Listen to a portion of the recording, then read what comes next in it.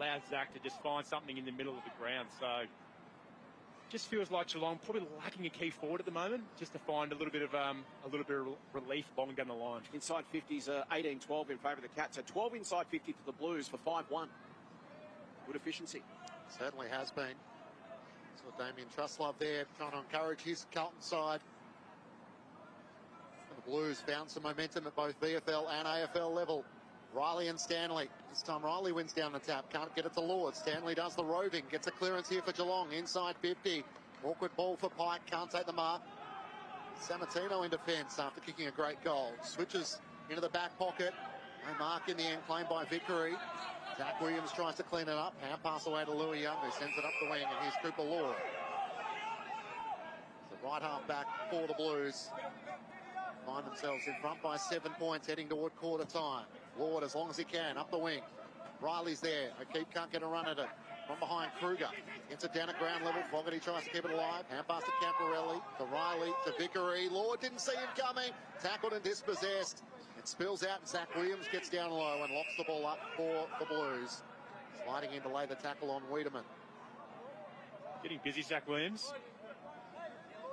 Riley and Stanley continued, with Stanley nicely sharked away by Zach Williams. Goes towards O'Keefe.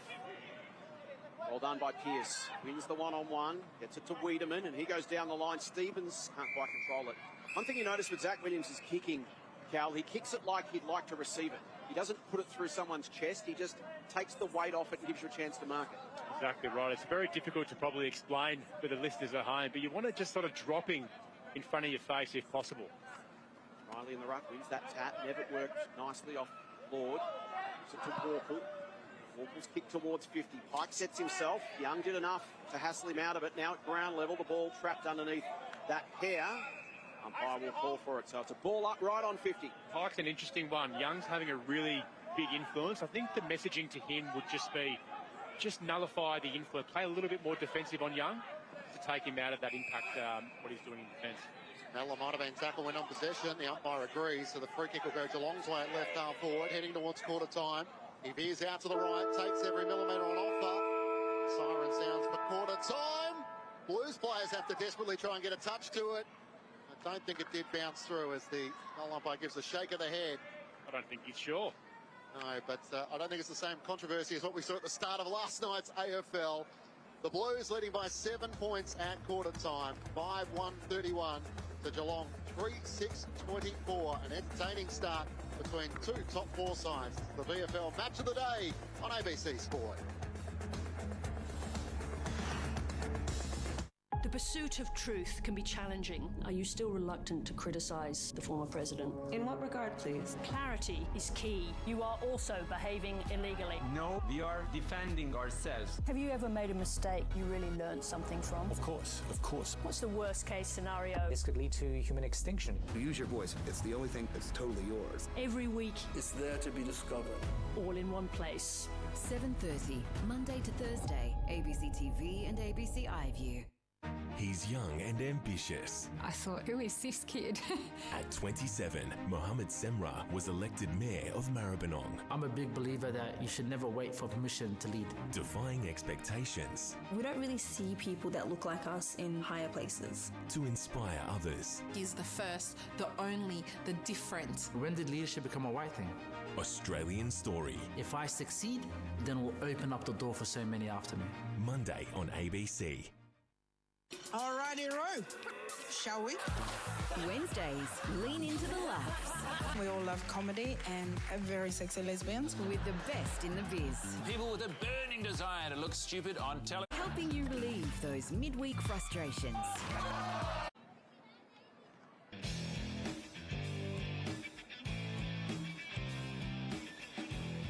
High quality game of football at Princes Park, our ABC Sport VFL match of the day. One of the games of the year on paper. It's not letting us down so far. Carlton 5-1-31. Geelong 3-6-24. Lewis Young with a heap of the football. Camporelli and Boyd also been busy. Wiltshire, Stevens and Costello all with 9 touches apiece for the Cats. Carlton have won 5 of the last 6.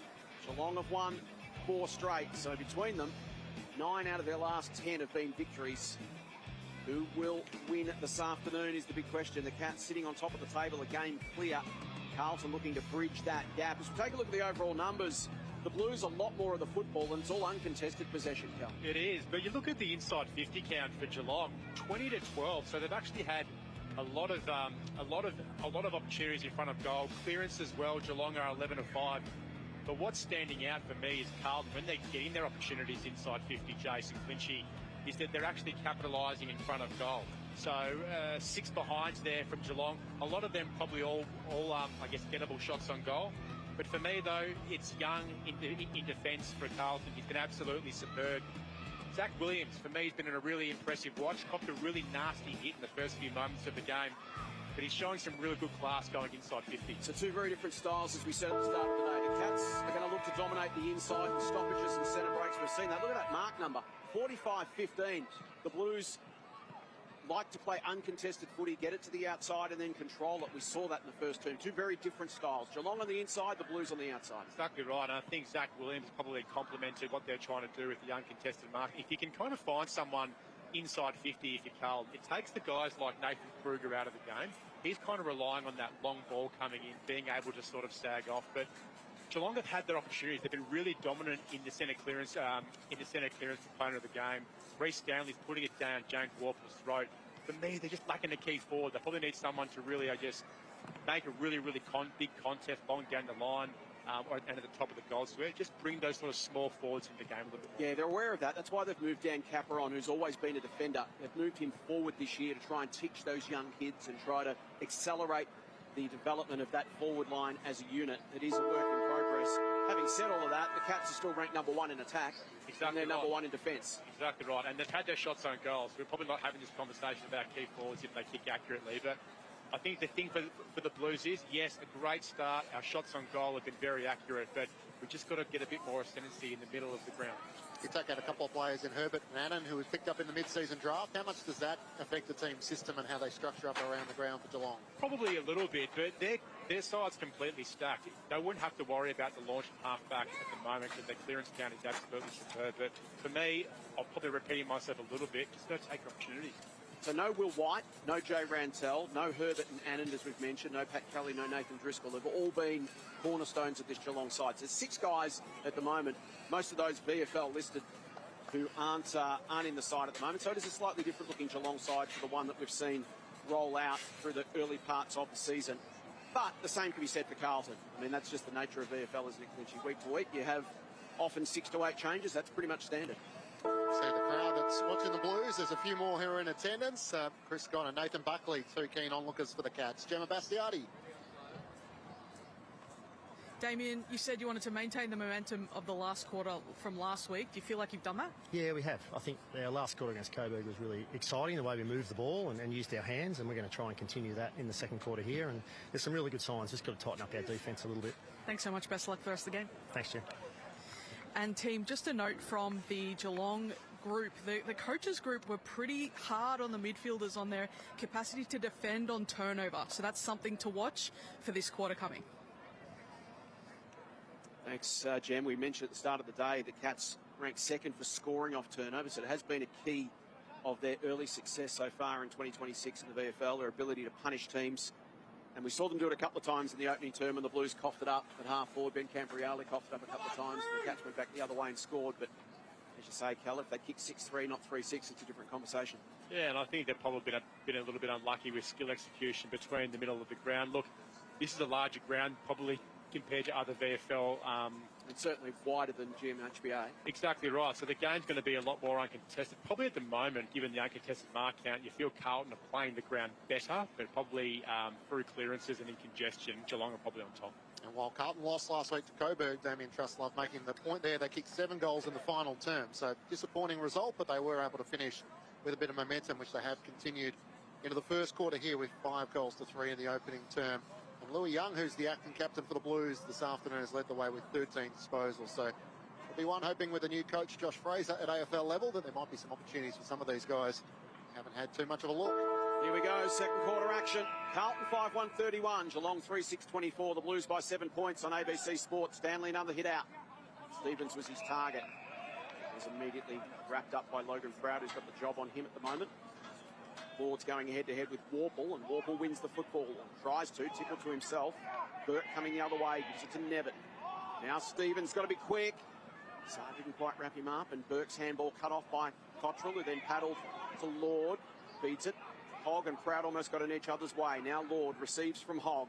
Spreads to the outside. Moy looking to get into the game. Been well held early. Coming through is Vickery. Spears it to half forward. Caught behind, though, was Farah. Right. Good defensive positioning from Lockie Wiedemann, the youngster from South Barwon. He brings it into the corridor. Sard saw, slow to get up. Burke.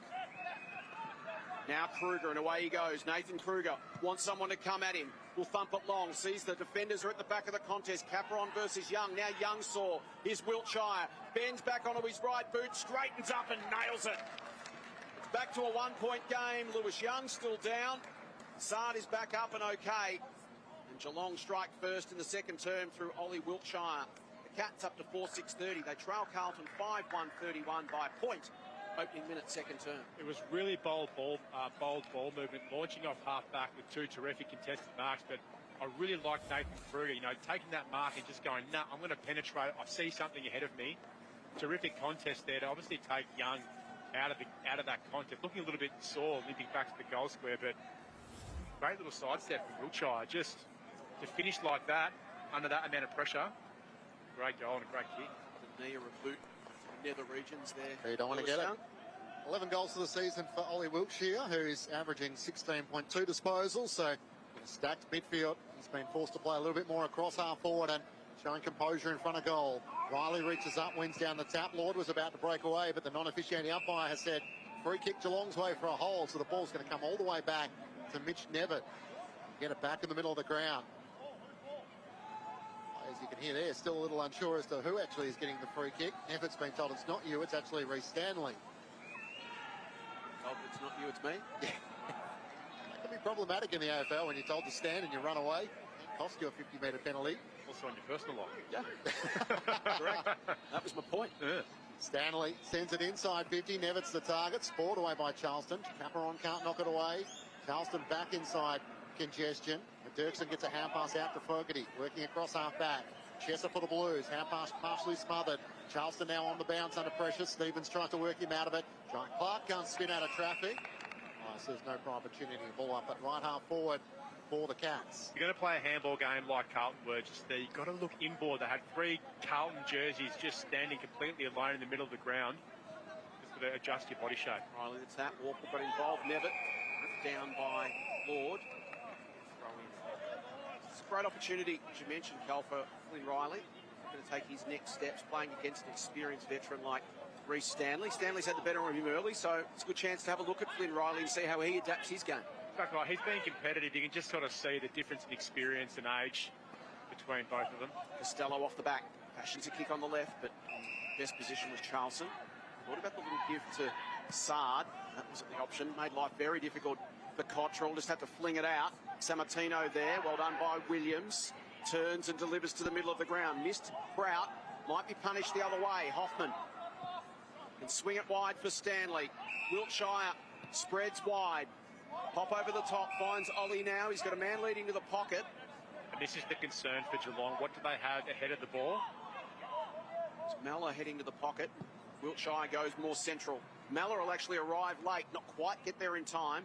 Sard through some traffic. Off to Charleston. His kick misses Hogg. He's going to have only moments to get there before Stevens. Did it really well.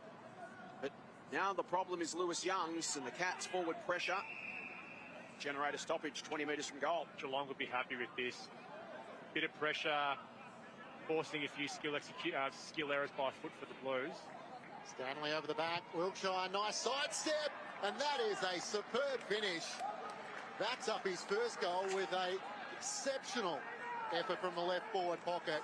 And the Cats take control. They lead by 5 points, 5-6-36 to the Blues, 5-1-31. And Jace, you sort of, asked my questions on the ruck battle between Stanley and Riley. Just that last ruck contest there. Stanley goes into that with the plan, making eye contact with his fellow opportunist up forward. And that just probably shows the experience there to just palm down, and once again a terrific finish by Wiltshire. Beautiful goal from Ollie Wiltshire. Second, he's kicked 12, 9 for the season now. 4 AFL games this season as well. Get to push the chest out a bit more, Cal, when you're at Sydney or West Coast and you knew the senior coach was watching on. All of a sudden, you know, oh no, eyeballs on me to try and make an impression. At times, wouldn't say the relationship was great. Cal was never in the VFL. What are you saying? Correct. Ball back into the middle of the ground. Prout comes away. Delivers it inside 50 towards O'Keefe, trying to get into the game. O'Keefe and Moy have both been really quiet. Stevens. Vickery runs Costello down. Clark tries to slip away from Fogarty. Got the handle back to Stevens. To the wing. Dirksen cuts across the front. Tanner Lewis and takes the mark. So the Blues find a key forward to make a difference in the game, given Dirksen's playing back. Boyd. The run from Warburton. Kick inside 50. Tall options everywhere, but in the end they went to Howard at 182. He's down. Play will be stopped. He got thundered into. It's just a dangerous part of the ground. Sorry, Jace. It's just a dangerous part of the ground to kick long to a contest. Generally, if you kick into centre half forward, it's high risk. Because teams will generally set up pretty well in the middle of the ground, and they'll make you pay for the turnover. Kick to a small in a big pack. And they've got some tall timber down there. Just not able to find O'Keefe and Moyer at the moment. Costello has it right half back. So both teams, in a way, having a similar situation. Patrolling their share of footy around the ground, looking for a forward to stand up and take control of the game for them. Clark takes the grab, almost 50. Warpwood didn't like the treatment there of Boyd coming in late. Would you like the treatment of his teammate too? Tries to thread the needle through the middle. Stevens is going to make it work and looks up. Caperon's on inside forward 50. So what was a risk for Geelong? They were able to benefit from once they got it forward. Caperon was the free player inside forward 50. And there's a hold up in play, as there was with the mark taken by, I can't recall the team sheet, but shouldn't be allowing, I guess, patches and holes through the middle of the ground, and Geelong just being able to just walk that one up on Caperon. Geelong captain with 17 goals for the season as he looks to come in and extend their lead. It's offline to the right-hand side. Through for a minor score. 5-7. Been able to make the most of their chances inside forward 50. Geelong by 6 points. Blues 5-1. We've played almost 8 minutes. Dirksen has it in the left back pocket. He goes down the line to Vickery, who marks just outside defensive 50. False starts from Cooper. Now the run from behind is Dirksen. Squeezes a little kick through to Fogarty. Overlap run from Camporeale. Now uses the outside run of Vickery. Handball went behind him though. Riley couldn't control it. Stevens does. Fogarty tries to win it back for the Blues towards the line. Holmes, Costello. Cats win the scrimmage. Lewis wants to draw a man. He draws Warburton, pops it over to Wiltshire, who does likewise to Mellor in the pocket. The kick inside did his forwards no favours. Young can hold it up. Pike wraps him up and we'll have a ball up, 15 out. Best to do in those situations is just to sky the ball to the top of the goal square. Just allow your forwards to work into a contest. Pike uncontested out of the ruck. Couldn't believe his luck, but hits the wrong side of the football and kicks it out of bounds on the full. So Dirksen has it in the left back pocket. So Dirksen will go short on the switch. It's a little dangerous, but it's okay. It finds Young. Young coming up to position number 14 for him this afternoon. Oh, that's a risky kick. Set Fogarty a challenge. It's brought down in the end. Geelong a chance. Just not quite having the height advantage. Wiedemann to pinch it there, and a free kick going the Blues' way, and Saad will get them out of jail. Momentarily as he goes short to Lord. Call to play on. Has to get it away to Duffy. The Irishman off a step. Kick over the head of Chesser. Warple down low. Knocks it back on. Here's a chance for Wiedemann. Hand pass inboard to Stanley. The Geelong ruck to half forward. Mellor sliding in. Can't take the mark. Good defence in the end. Stevens tries to get a hand pass forward for the Cats. Cutting away on his right-hand side. Here's a chance for Stevens. Kicks to the goal line and it bounces through for a minor score. It's a 7-point lead. The kick in. Goes wide. Mark taken by Logan. Now to Chesser. Chesser to the wing. Howard, who's recovered from that previous clash, takes a strong grab in front of Jai Clark. Thought about the handball to Chesser, who waves him off. Pokes it to the wing. Dangerous kick. Camporeale had to fly over the top of Holmes. It was picked off by Stevens. Cats come again. Handball over the top. Caperon links up with Clark. He flips it inside. Wiltshire's already kicked 2 for the term. Bullets a handball to the top of the square. Pike can finish. Cats on top. What a great start to the second term from Geelong, and they've kicked out from a 7-point deficit to a 13-point lead in the opening 10 minutes. Geelong 6-8-44. Carlton 5-1-31. 13-point game. 20-point turnaround in 10 minutes of football. Gemma Bastiani. There is a very enthusiastic Geelong fan sitting very close to us, but also that means they're sitting very close to the Carlton bench. So all the Carlton players are getting a good chuckle out of this very enthusiastic fan who, to be fair, is representing for Geelong right now. There he is. One of the benefits of the VFL, you can get constructive feedback, kind of almost one-on-one, Cal. Yes, exactly right. And by the looks of it, I don't think he'd hold back, that gentleman there. 3 unanswered goals for the Cats to start this second quarter as they take control. Sit on top of the VFL ladder with just the 1 loss so far this season. Stanley up against O'Keefe. Warple can't get it. Camporelli knocks it out to Lord. A chance for the Blues to go forward here. Kick is wide in the end of a bouncing Farah. Cats hard against the boundary line and tackled out of play. I remember once being at a fan day for the Sydney Swans, and all the ruckmen were injured, and I was the last one standing, and played again. Oh, we're screwed now. Oh, great. Thanks for the vote of confidence. Exactly right. Much appreciated. Spears seen the ball out of play and a throw in the left forward pocket for the Blues after having 3 goals scored against them. Stanley wins down the tap against O'Keefe. Still a chance for Moyer, knocked away from him. George Stevens goes to work, gathers for Geelong, shovels a hand pass forward. Costello can't take possession. Zach Williams got it back to Lord. This might work. Hand pass into the middle of the ground. Chesser looks up. One-on-ones further afield. The kick is wide of Farah. Might leave it in the end for his fellow teammate to gather. Cutting back is Logan. Selfishly works it back outside the 50, and mark is taken by Campbell Chesser. Numbers have got back for Geelong though, so sends it long to the teeth of goal. Moyer's always a good target. Can't take the mark. Sammartino making the argument that he was pushed, but it's actually a Geelong free kick, and it's going to go the way of Nathan Kruger, the last line of defence. Confusion there amongst the Carlton players. Didn't mind the kick to the top of the goal square. It just doesn't feel like either team, to be honest, has a clear person who's representing that long down the line option. Kruger's kick does go long down the line, and Dirksen climbs over the top and belts it over the line. So the Cats have flown out of the blocks in the second term. They've kicked 3-2 unanswered to come from 7 points down to 13 points up. We've played 13 minutes.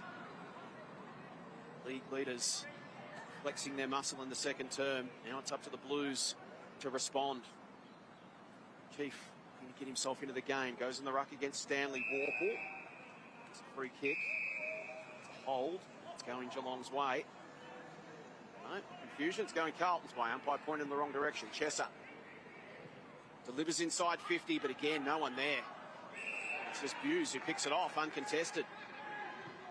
Carlton's forward line breaking down at the moment. Farah tried to create a contest. Burke was at the back for the Cats. Off to Costello. He's got a couple of men open on the wing here. Geelong can set something up. It'll sit for Mellor. Caperon's going to work back on Dirksen. He's got Wiltshire going towards the square as well. There's Caperon. Wiltshire gets covered by Warburton. Caperon has it. 50 meets the boundary line at right half forward. Who's looked to cover the space? Generally a coach killer, this one. Do they go to the top of the square, or does it back himself to have a kick? So I know what coaches think in these situations. If you kick to the top of the goal square. She doesn't. Does the team thing, and that'll frustrate Damien Truslov. That was a slow play, yet still able to find Jamison Ballantyne, who's already kicked 2 goals. He's in a better position. A little closer, 40 out. About 15 metres in from the boundary line. So this is well within the capabilities of Jamison Ballantyne, who's kicked 19 goals for the year.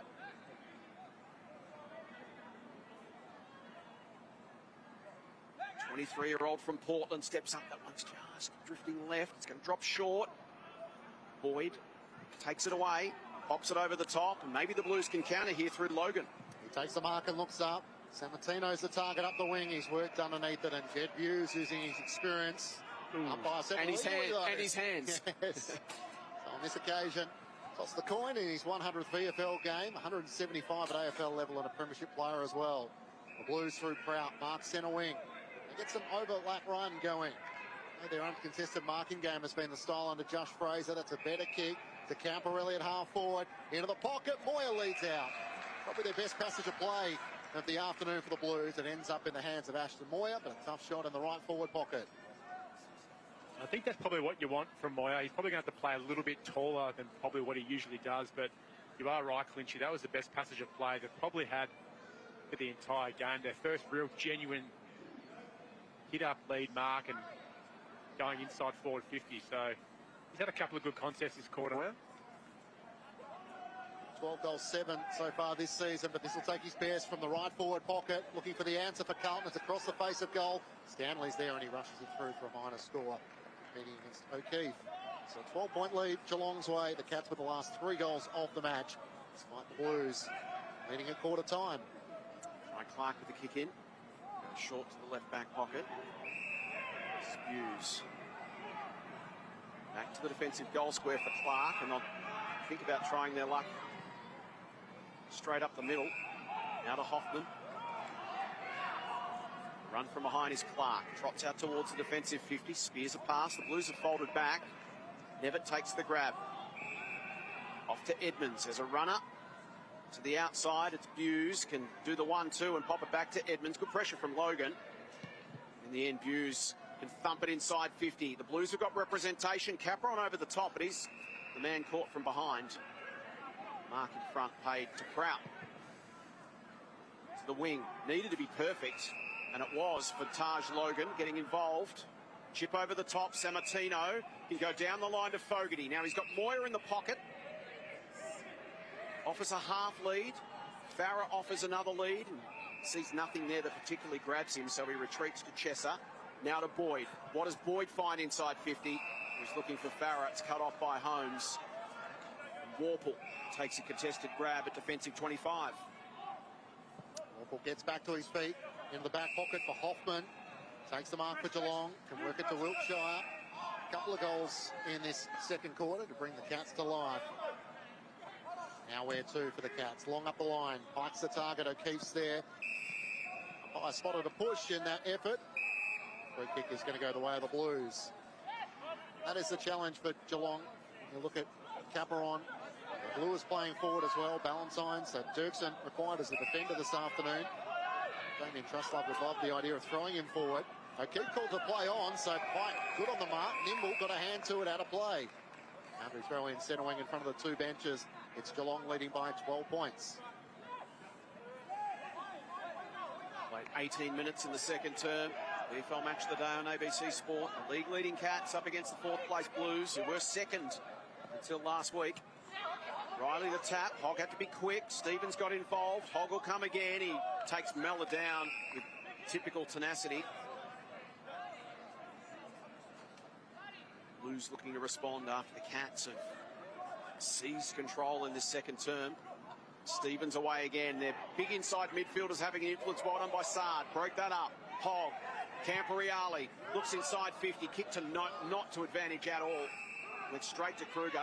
Once again, the Blues break down going inside 50. That's how Kruger will get into the game. I guess tough kicks like that, not being able to hit up in the goal zone. That's exactly what he wants, to patrol that defence. Blues in defence, able to structure the game Geelong's way. Back from Hoffman and then had to wait his kick well. Get at the half back, and there's a chance for Thomas Pearce. Back in the back pocket, and Jed Hughes has it. Son, of course, of Andrew, one of the Geelong faithful. Father-son tradition in the AFL, sends it long out towards Hoffman once more, and in from the side. Jessica gets a hand to it to see it out of play, and the Blues faithful enjoy that. Here's some of the Carlton fans who are watching, players I should say, who are watching on loitering there after last night's victory. Freddie Kemp, Harry Dean and Taylor Byrne watching on as well. Damien Truslove on the boundary line, his first season in the Carlton VFL program. Doing a super job.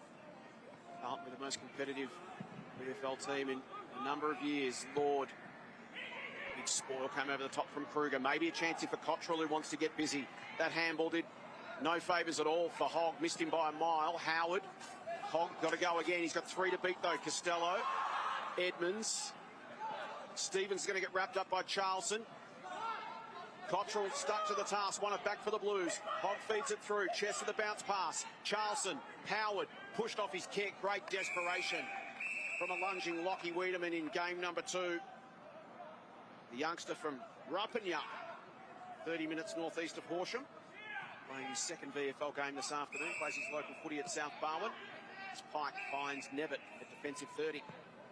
Nevitt looks to swing it out to half-back where Hoffman can take the mark for Geelong.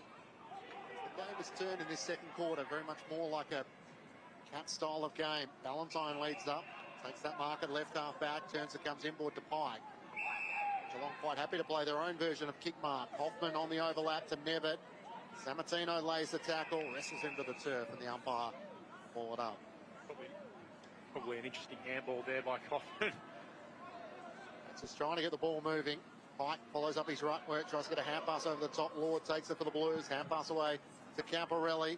High ball to half forward. Moyer with a rise. It comes down with a pressing mark. Umpire says no. Play on is the call. The fans wanted the mark to be paid. Probably put hands on the shoulders of Pearce at the end, so it could have been 50 cents each way. Maybe a ball up is the right result. Have a look at this, Cal. It did look good. What would you say, mark or free kick? Oh. Old school. Let him play. Play on. Don't blow your whistle. Pearce is happy to get it out of play for the Cats and knocks it across the boundary line despite the effort of Taj Logan. Cats by 8 points, approaching the 22-minute mark of the second term, 6-8-44. 12 points rather, 5-2-32. Some work to do. Second term now. Holmes, Pike, Edmonds. Taking control. That kick floats out on the full. Away from Zach Stevens, 23rd man today. Playing his second game, the 18-year-old, also from South Barwon. There's a real South Barwon flavour in this Geelong VFL team. Why not? Very successful. Hogg. Sard. Spreads it wide for Cooper Vickery. He's got Howard short. Moves that away and goes straight up the middle. Kraut marks on his chest in front of Burke. Turns and goes. Kick needs to be good. It was dangerous. Cottrell tries to make it good. Loses his footing. Comes back, lays the tackle. Lord tries to spin away from traffic, but Holmes got him. Hogg goes again. Now the Blues win it through Lord. Kick inside 50. Can they get some representation? Moyer gets to the front. Pearce brought it down. Umpire said over the shoulder as Moyer flops on top of him. Tom Pearce from the defensive goal square trying to relieve the pressure for the Cats. He goes short to Lennox Hoffman. Hoffman's kick. Hughes is set up. Vickery came over the top. Hughes keeps it alive, but only momentarily. Vickery takes him out. Geelong 6-8, Carlton 5-2. Cats by 12 points, 23 minutes gone second term. Nathan Kruger plays that sole defender role, supporting his back players. It's a tough afternoon for Moyer up against a couple. He's thrown back in. Riley tries to follow up his ruck work. First to the footy. Walker lays the tackle. Hand pass to Vickery. Tries to get a hand pass up towards half forward. Tackle is laid on Howard as he's taken over the boundary line, and the umpire says spin it in. I actually like the way Moyer's sort of competing this quarter. It feels like the team needs him to sort of be that long down the line option and really compete aerially, because when they're not getting it in clear transition, probably where they're breaking down a little bit, Carlton. So Moyer's playing a good role. Along by 12 points. They've hit the last 3 goals of the match. Warple breaks out of the tackle, gets the hand pass away up the wing to Holmes. Sends it up towards half forward, over the head of the intended target in Lewis. Good defending from the Blues as they force the ball out of play. Dirksen with a good second effort. Boundary throwing it right half forward for the Cats. If they do need to change something up in the second half, Cal, do you think Damien Truslove considers maybe throwing Dirksen forward? He's going to have a much stronger aerial presence at that end, and then just hope that the defence can hold up without him. It just feels like they can't score unless they're getting free-flowing transition game.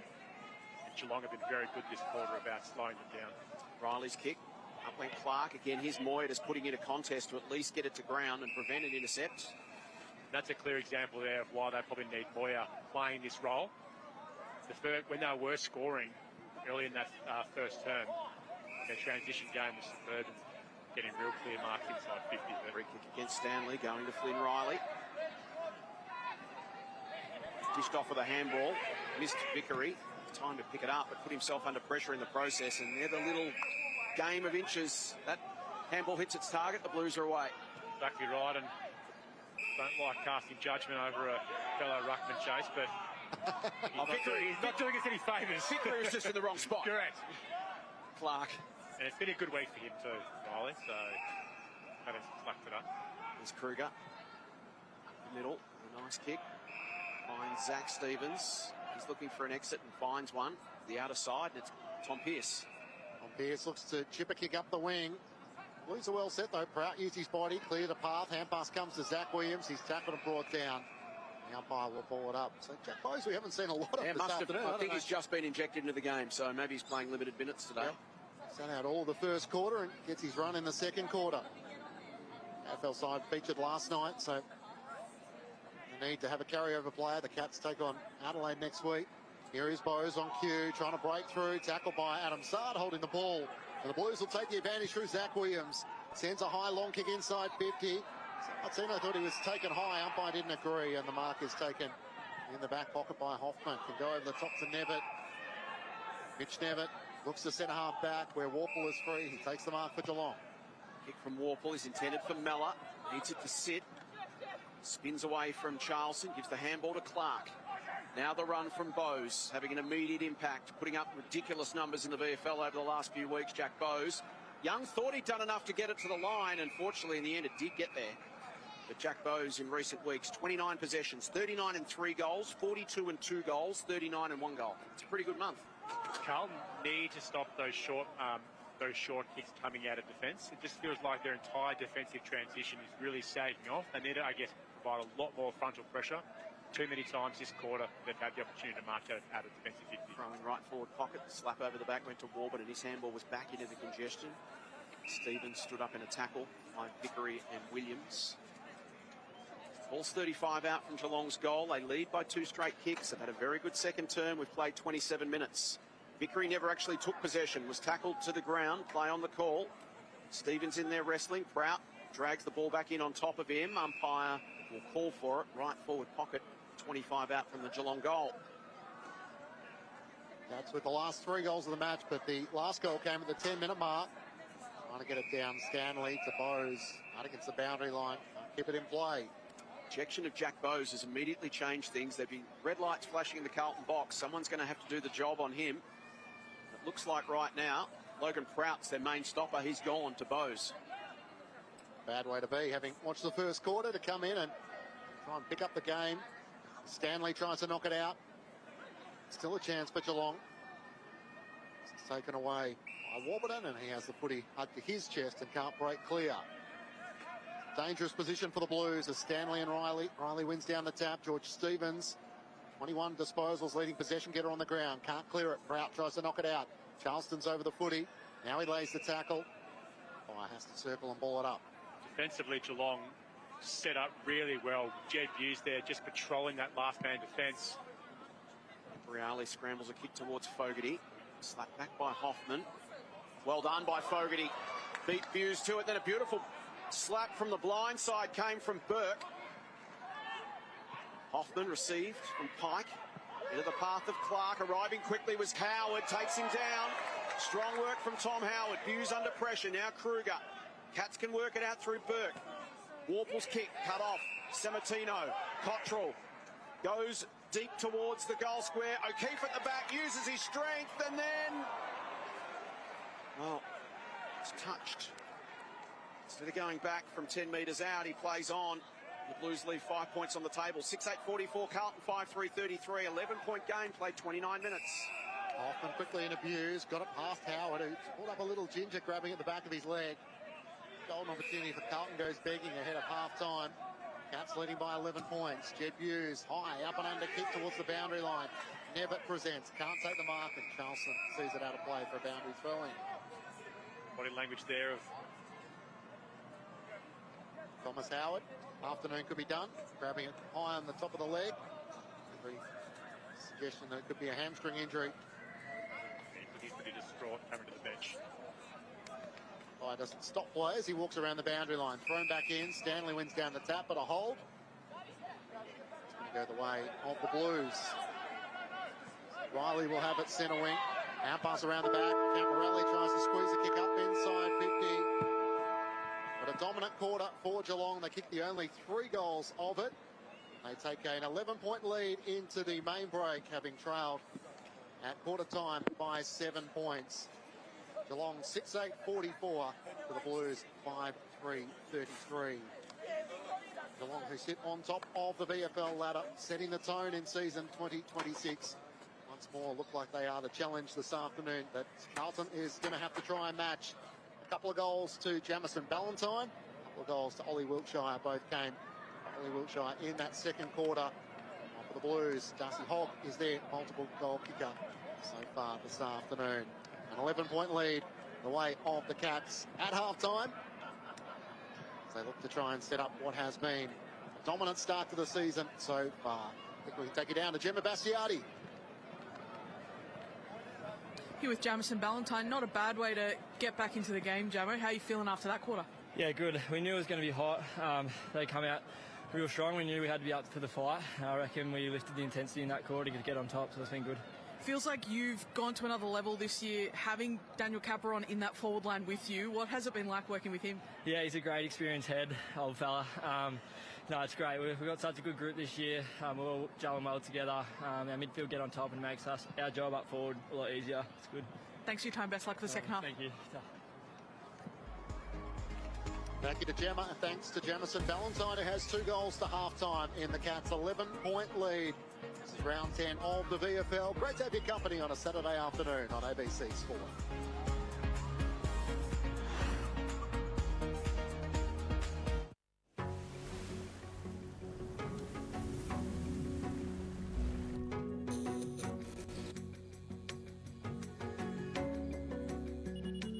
Questions. They've never been more important.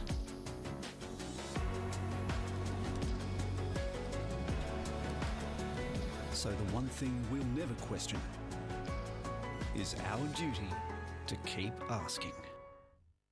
You were arrested for something you didn't do, and you were bashed. They got caught lying about it. Brutal force. It's a brave person who sues the police. What they do is pay as little as possible. They remain confidential. The secret settlements protecting police. It's an enormous waste of taxpayers' money. What message does that send to the public about police accountability? God, please! They didn't care that their body cam footage was on. Four Corners, Monday, ABC and iView. In this competition, there are no second chances. With a camera, passport, and thousands of kilometres to cover, our competitors will be pushed to the edge, doing whatever it takes to tell their stories. 6 filmmakers, 10 countries, 1 winner. What could possibly go wrong?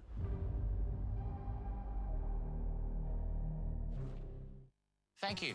It's a great honour to be leading Tasmania's new football club. If you haven't got the balls for this job, I'll get someone who has. We're right on track to field a team in 2028. So I need a song by yesterday. There's a lot of people not happy about this stadium. Can we address that? Yes. We'll build the stadium and shut them up. I'm confident the team and I can deliver. Are you able to come in tomorrow morning? Oh, I can't. I'm doing an escape room. Ground Up. Starts Sunday, June 7. ABC and ABC iView.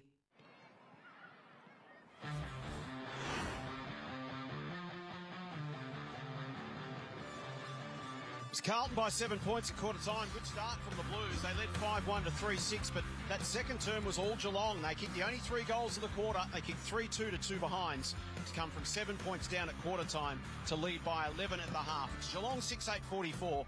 Carlton 5-3-33. The Cats by 11 points. George Stevens on the inside having a huge influence. He's had 21 possessions. Cooper Lord's had 17. Camporelli 16. We take a look at the overall numbers, Cal. We know Carlton like to play uncontested footy, but that number has really evened up in the second term. It's only +8 for the Blues now. Yeah, I thought the Cats really had their measure in that second quarter, led by Oliver Wiltshire kicking 2 really impressive goals. Their midfield experience is showing up. Reece Ganley's really given them first use in the middle of the ground.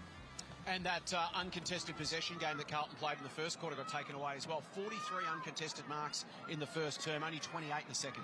Exactly right. And what I'm looking at really is their forward representation. I just don't really see what they've got up there. I like what Moyer's doing. He seems like he's playing a really big role. When they're not getting smooth transition with their ball movement, they need to look for guys like him to compete in the air. So it's going to be interesting to see what they do with Dirksen. Do they risk robbing Peter to pay Paul, throw him forward to give them a marking target, but at the same time potentially weaken their defence? Well, Geelong's defence has actually been really good. They've tightened up really well. I think when their Carlton are actually moving the ball really well, they probably don't need him there. But overall, I think Carlton just need to sort of just win the footy at the contested source and move forward from there. Which they're struggling to do. We know Geelong is so good to win it on the inside. The likes of George Stevens and Mitch Nevitt and James Warple. They've just got guys built for winning the inside footy. Probably more so, bigger numbers than Carlton. Carlton have got Campriali and Lord as two inside specialists. But if the Blues can't win it on the inside, what do they do? What's the message from Damien Truslove? It's easy to say, hey, we've got to win more of the contested footy. If you don't, how do you then set up to react to that? Well, you just have to compete at the source. There's not much science behind it. I think they've just got to fight, scrap. They start with Riley in the midfield. It's a really good challenge for him against Reece Stanley. What have you made of the ruck battle so far? I think they've both been pretty good. I think Stanley's been, I guess, he has to advantage, have been superb. But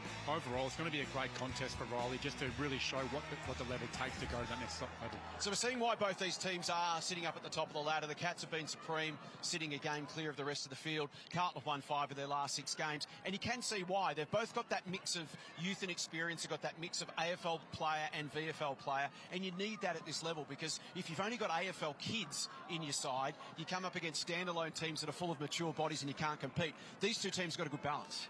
They do, but if you look at the Carlton list, they're actually quite AFL kids, whereas you look at, I guess, the Geelong list, Stanley, Buse, Bowes, even guys like Costello, who are only new to the game, they're playing like seasoned VFL footballers. So it does feel like there's a little bit of difference of experience there, despite, I guess, having AFL listed players. Both sides struggling to find a forward that's going to be dominant in the first half. Ballantyne's kicked a couple of goals. He's probably looked the most likely for the Cats. Yeah, he has. Maybe Nathan Kruger, maybe you're thrown down there as an opportunity. He's not having a massive influence in defence.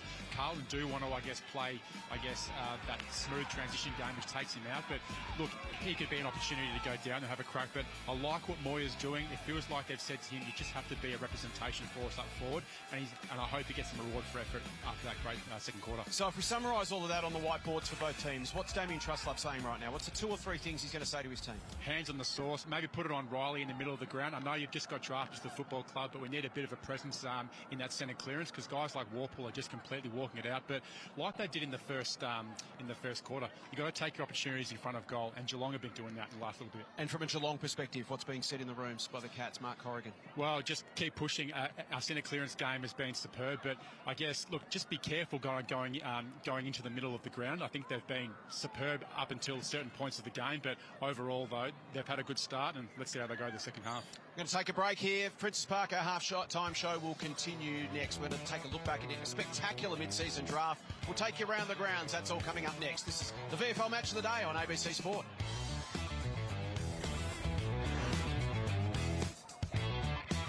Why do we collect stuff?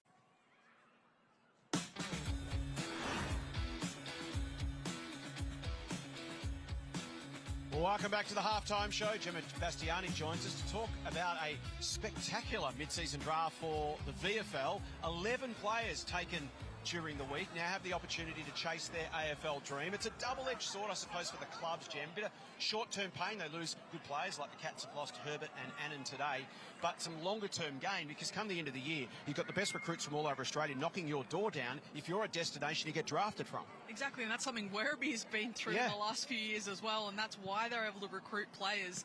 But Mitch Pedashki is the number one player we want to talk about today, because he was the last player taken, pick 19. He wasn't going to be picked. He had some chats with Collingwood, but then they decided against it, and then Jamie Elliott goes down with a knee, and suddenly they need a forward.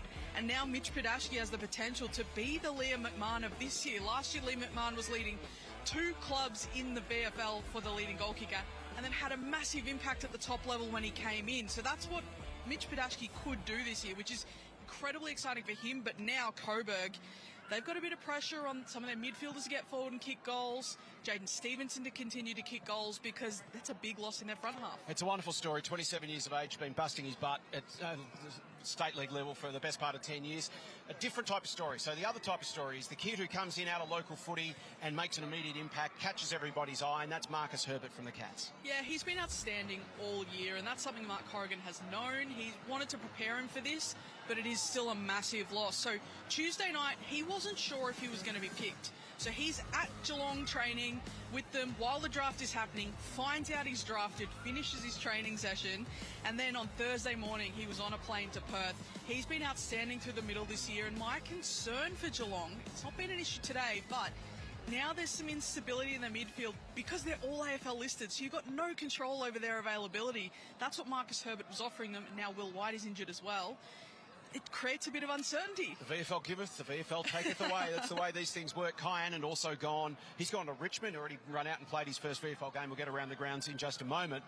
But both of these guys, Anand and Herbert, have gone to destinations that they could actually play senior footy at very quickly. Here's a look. Jackson Artemis, the Essendon curse continues. Hasn't even played a game for him yet. He's already injured. But he's gone from Tassie to Essendon. Kai Anand, as we mentioned, to Richmond. Flynn Riley has been upgraded, so he gets the opportunity to stay at Carlton but play AFL footy. Xavier Bammett, the Sandy captain from last year, goes from North Melbourne to Port. Campbell Lake to St Kilda. Harrison Coe, the ruckman, to Collingwood. Hugo Hawker-Hahn gets a second look on an AFL list at Adelaide. Marcus Herbert, we've mentioned. Joel Fitzgerald, great story, goes to Melbourne. Mitch, we've mentioned. And Max Mately to Melbourne. That is a great selection. And what a great endorsement of VFL programs around the country to have 11 players taken from the VFL and get an AFL opportunity. Absolutely, and the one that stands out to me as well, Jace, is now Melbourne has 3 rucks. All of them are named Max. Yeah. It's a nice little quirk there. Yeah, you're in, Max. Which one? But Mitch's story, we come back to it. He's a great reminder of if you've got a dream and you're playing state league footy and you're thinking, oh, look, I don't know if I can make it. The dream is still alive until you say it isn't. You keep going. It's only over when you quit. Mitch Podaski at 27 is a wonderful example of that. Yeah, and the way he goes about his footy, but he's a great person as well. He's very switched on. He's a podiatrist in his day job, works incredibly hard, runs his own practice. So he's got a well-balanced life, and now he just gets to do that at the next level up. Let's take you around the grounds. It's only the second game of the weekend, so just the one game to update you on. Richmond and Sydney played a little bit earlier. And the Swans have dropped a couple in a row, Jem. Richmond getting up and claiming the points here. Important win for them. 12-8-80 to 9-14-68, a 2-goal win. Yeah, absolutely. And there has been some injury at the top level, some injury that the Swans have had to cover now going up. So it has created some holes. Obviously no Peter Laddams or Hayden McLean in that side, which is their 2 rucks in the VFL. So that obviously has an impact, but it's huge for Richmond, who are running on fumes at the moment, but still putting up gritty performances in the VFL every single week. 2 other games to come today. St Kilda, Box Hill, Footscray, Collingwood. 5 games tomorrow. Here's a look at the ladder, and you can see why today's game's so important. Geelong have kicked clear of the field at the moment at 7-1. But if the Blues can win today, they can cut that lead at the top to just 4 points. Important to remember in a top 10 situation, top 6 automatically through. They get that first week off, and the wildcard games are 7 to 10. So first things first, you want to finish top 6, but if you can finish top 4, it's even better. Way, way better. And Carlton, they've got the perfect home for VFL footy here as well. They love hosting footy here. So if they can host some finals, they are set. Our match of the day, each and every week here on ABC Sport. There's so many different ways you can catch up and enjoy the action. If you're in Victoria, you can watch it on ABC TV, Foxtel 202. You can watch it on iView, live streaming around the country. ABC Listen if you want to listen to the radio on the app all the way around the country. Next week, it's Collingwood and Casey midday at Victoria Park. Critical 4 points on the line for those 2 teams. Half-time at Princes Park. Third quarter action coming up next. It's the Cats by a couple of kicks.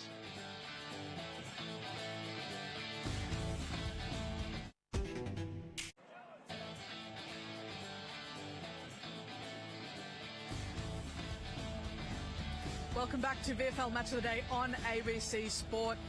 Interesting comments made in the Carlton rooms after at halftime after they lost that lead.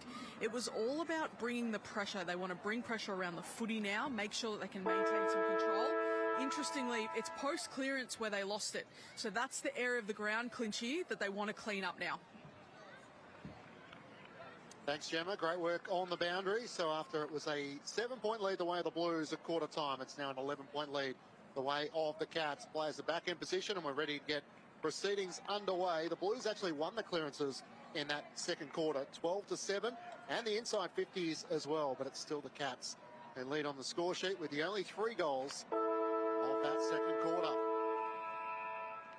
Ready to get things underway. Geelong leading by 11 points as we enter the second half. Riley wins down the tap against Stanley. Zach Williams trying to go to work. Nevitt lays the tackle. He can't break clear. Now Carlton would love to strike first in this third quarter. Riley reaches up, wins down the tap. Nevitt once more races after it. Kicks around his body. Up towards half forward. Caperon in front. Can't take it. Dirksen still in the defensive half. He's tackled and brought down. Ball spills out the way of Bowes. He can't get a hand pass clear. Umpire will ball it up once more.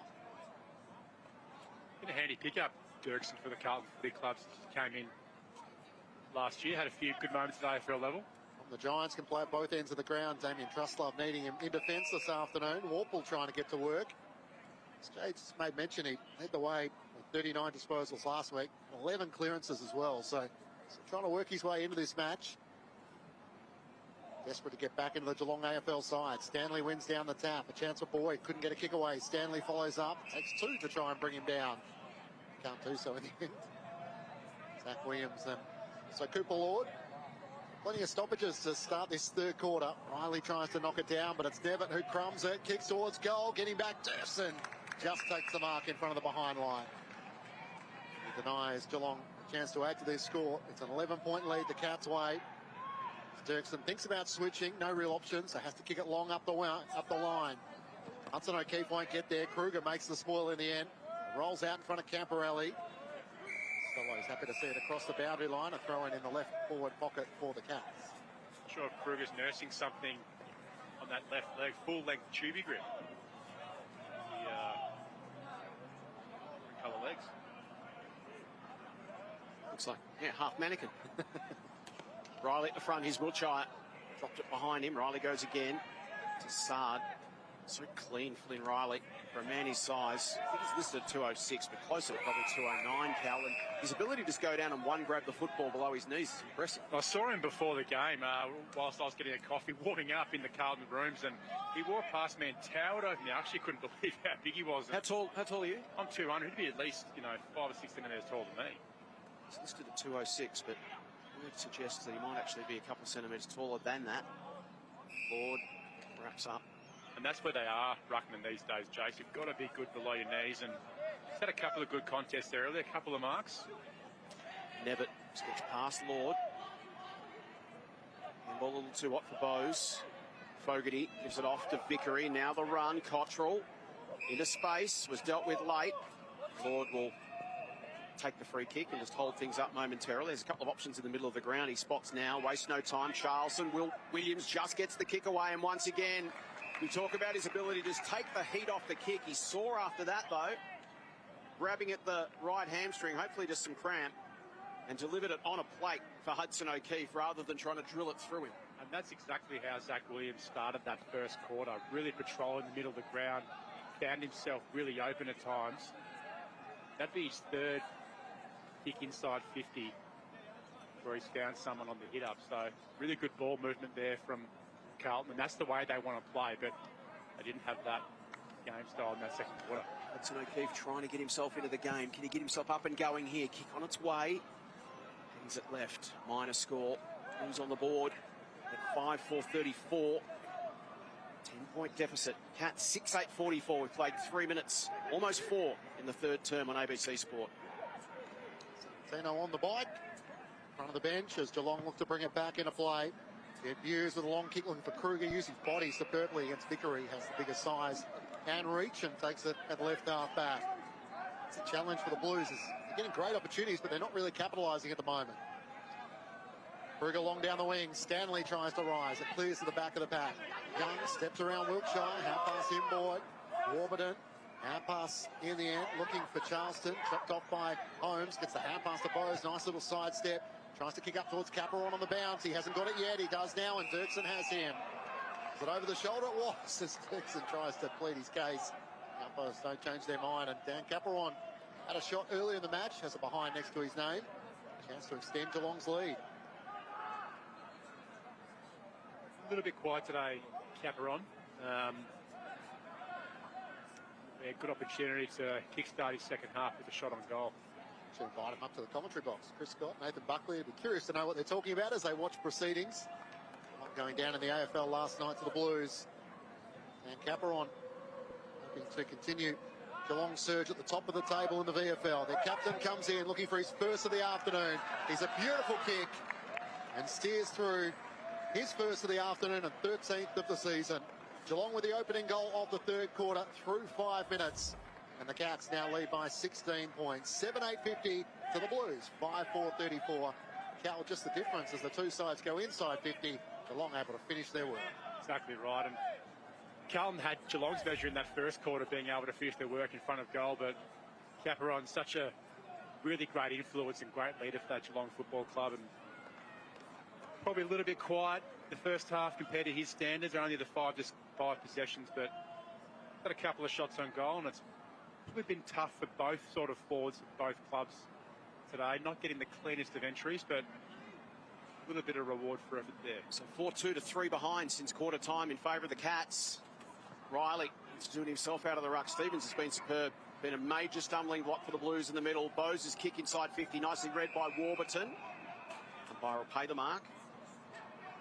Boyd, Grout, now Sard. Can he get them launched off half-back? Williams. Awkward looking kick. Lord slipped at an inopportune time, then was forced into the tackle, which he did well. Wrapped up Holmes and took him to the ground. Watching Riley ruck, he reminds me of a Ned Moyer when he first got drafted by the Gold Coast Suns. Just needs that hit out emphatically, but it went straight to Clark. His kick wide for Caperon. Cats looking to put the foot down here. The Blues are living on the edge a little bit. Bose. Kick inside from Stevens. Williams is back there in defence providing support. Now Lord. Can Carlton get a bit of front half footy? It's been hard to come by since quarter time. Cottrell, Vickery. The run is Fogarty, and it's a well-weighted kick, and then he drops the mark to make life difficult for himself. Well played by Wiedemann. Fogarty came back for more. Here's Vickery. Feeds the handball. Cottrell, under pressure. Steps inside, onto the left boot. Kick swings towards the pocket. One-on-one, O'Keefe takes the grab, and this is a huge kick. Not only for Hudson O'Keefe, it'll be 6th touch of the day, but for the Blues. Haven't kicked one since quarter time. Kick this back to 10 points. Game's back in control.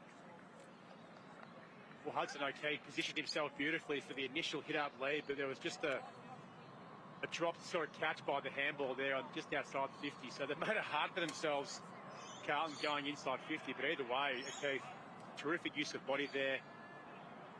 He be the forward that stands up in the second half for the Blues and gives them an option. This to get his afternoon rolling. O'Keefe steps up, guides it through. That's what he needed. It's what his team needed. It's a 10-point game once again. And the Blues hang in. There's 6-4-40. Geelong 7-8-50. The Cats by 10 points. 8 minutes gone, third term, ABC Sport. It was just the goal they needed, wasn't it? But the Cats are just sort of, I don't know, you are right, Jace. They are putting their foot to the throat a little bit. They just can't really capitalise in early parts of this game. But Carlton are just finding a way. It was the goal they needed. It was a terrific mark there from O'Keefe, but only the 6 disposals. Had 3 shots on goal today, so he could have had 2. He rushed that other one in the second term and it was touched off his boot, so he could have a couple. So it mightn't be your day, but it might be your moment, O'Keefe, going into this last half. But it could be anyone's game, guys. Just who capitalises in front of goal is really the story of today's game thus far. He's one of 15 AFL listed players. Hudson O'Keefe out there this afternoon, so they get it to him eventually. The Blues with their first goal since late in the opening quarter. George Stevens gets the clearance, hand pass to Reece Stanley. To Costello, little sloppy with his hand pass. It's knocked on to Holmes. He's got Caperon all on his own, and that is the difference.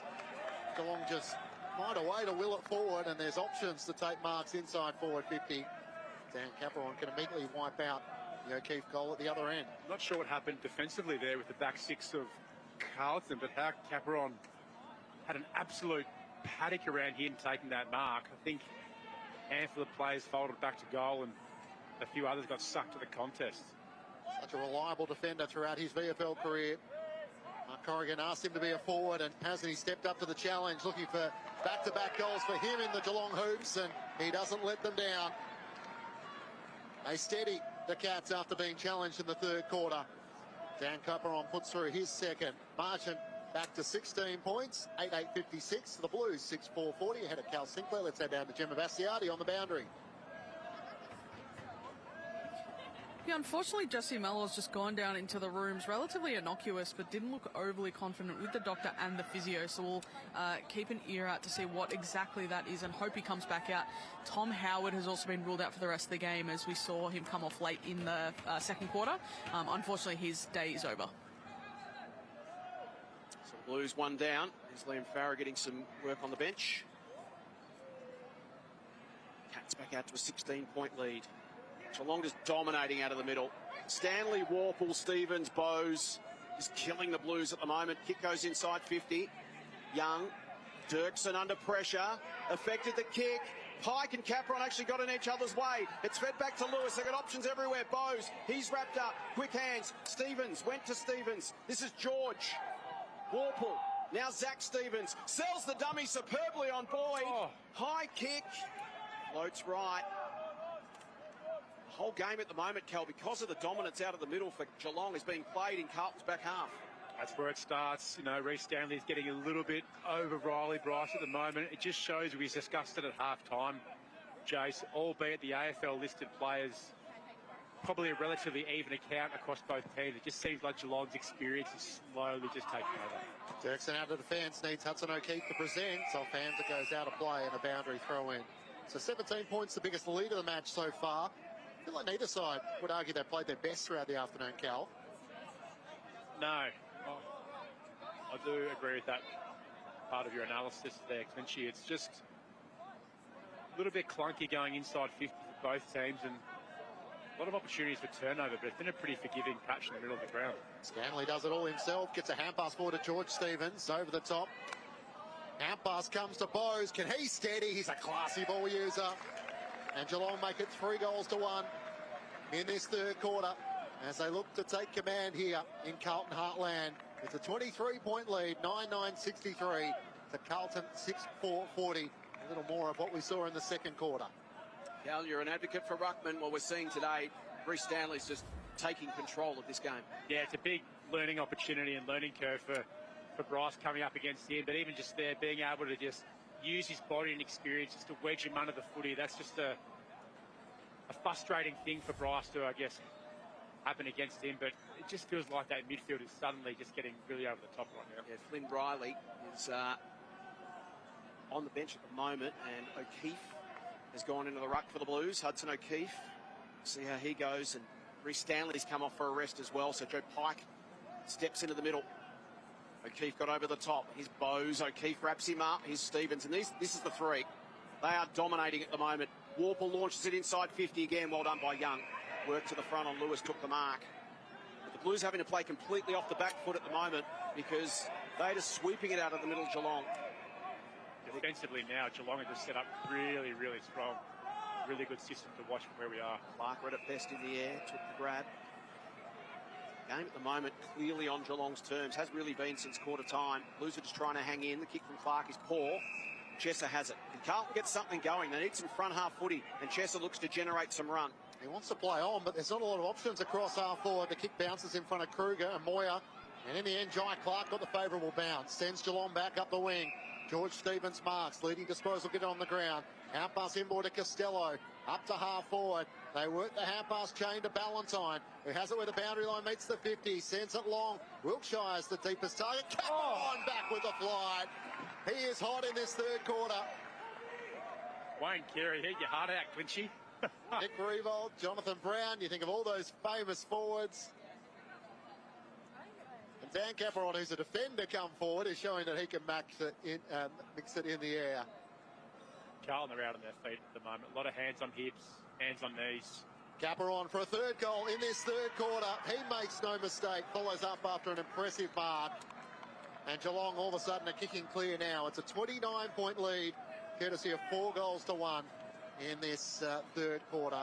10-9-69 to Carlton, 6-4-40. Well, Jace, your observation was 100% right. Just that dominance coming out of the mid. It was actually a really good contest from O'Keefe, who got injected into the ruck from the Blues. But so what can Carlton do? Clearly, those guys are ripping them apart in the middle. Bowes, Stevens and Warple are having their weight. Structurally, personnel-wise, what can you do when you know that the other guys are on top of you in the middle of the ground? Well, they've made the first structural, I guess, personnel change, putting O'Keefe in the ruck, who had a good contest before. But I think you just got to bet your man. It just feels like they're not working together, but force a secondary stoppage, play a little bit of ugly footy, surge the ball if you can.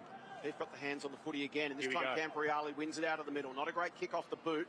Pitches inside 50, an awkward one for the Cats defence. Cottrell tried to get it to Moyer. Well done, Stevens, who's having a day out. Kick towards the wing.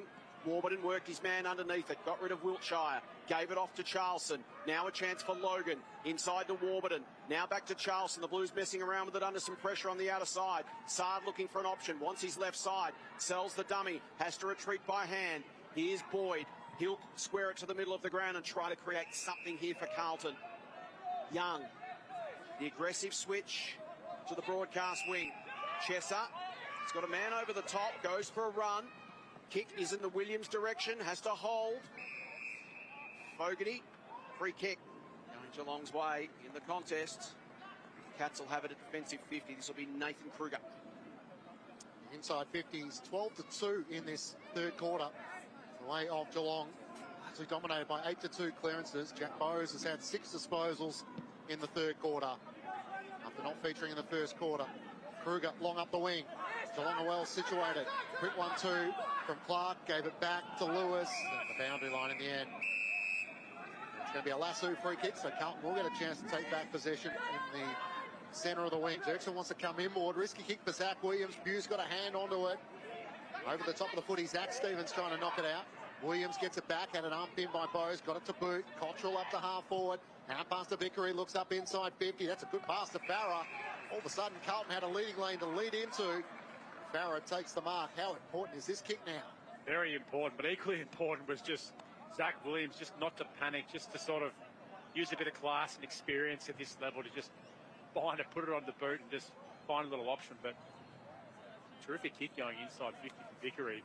Liam Farah, the 20-year-old, 189 centimetres in the right forward pocket.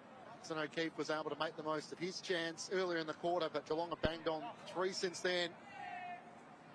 And now the footy in the hands of the 20-year-old trying to steady the ship for the Blues.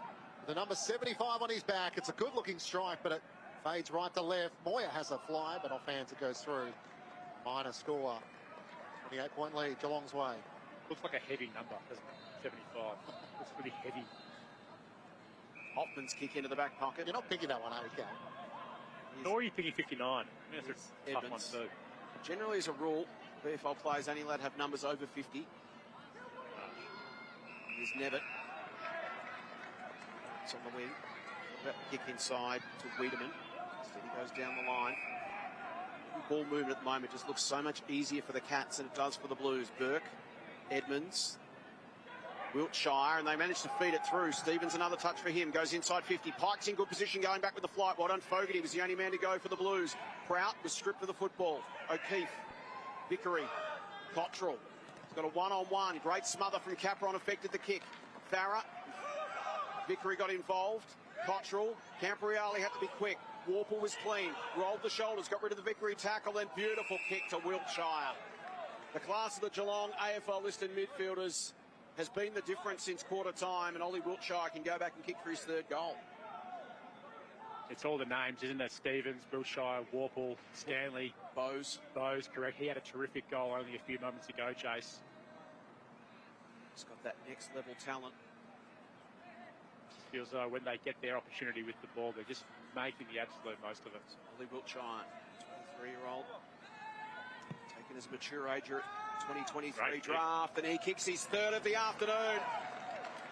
The Cats have made their move in the third term. It's been impressive.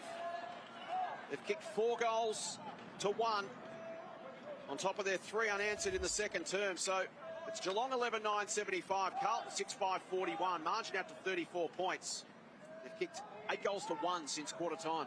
I think it's coming down to the experience. You know, Carlton, you can't knock the effort, but I think they've just got a little bit of their personnel is just lacking that experience, a little bit of class, a little bit of talent. You mentioned the names before, Jace, that are just starting to get off the leash for the Cats at the moment, and underestimated. That kick from outside 50 was superb for Wiltshire. You're right about the numbers can be deceptive. You can say, well, Carlton have got 15 AFL listed players, Geelong have got 14, but you've got to dig a bit deeper and work out how much experience and what sort of maturity in the body and the mind the players have, and certainly Geelong have got the edge in that this afternoon. Might be a spot as well on the AFL side for a small forward if Ollie Wiltshire with 3 goals this afternoon can impress Chris Scott this afternoon. Warple trying to do likewise. Hand pass to the Irishman at half back. Got the hand pass away. They link up to Jed Hughes, who kicks out to space. And running into it, Wiltshire got there to make up a few metres late. A desperate effort to mark on the wing. Geelong leading by 34 points for the VFL ladder. He veers out to the right and takes a bounce. Runs away from Warburton. Sends a high ball inside 50. Where's Caperon? In from the side. Here he is. And what a third quarter he's having. They've got to man this guy up. Like, this is going to be his second or third uncontested mark going into this quarter. 3 goals in this third quarter. And when you're able to fly like that uncontested, imagine the Carlton coaching staff would be onto what we're well aware of, and certainly the Carlton defenders. What a threat this guy is in the forward 50. Daniel Caperon looking for his 4th goal of the afternoon. 4th in this third quarter from the left forward pocket. The umpire has to wriggle across to the right-hand side and through for a minor score. He's probably had a quieter game compared to his usually standards in that first half. But this third quarter has been superb. 35 points the margin, 76 plays 41. We've played 21 minutes in the third term. VFL Match of the Day on ABC Sport. Blues need to respond here before three-quarter time. Duffy's kick asked a lot of Charleston. He was beaten by Nevitt.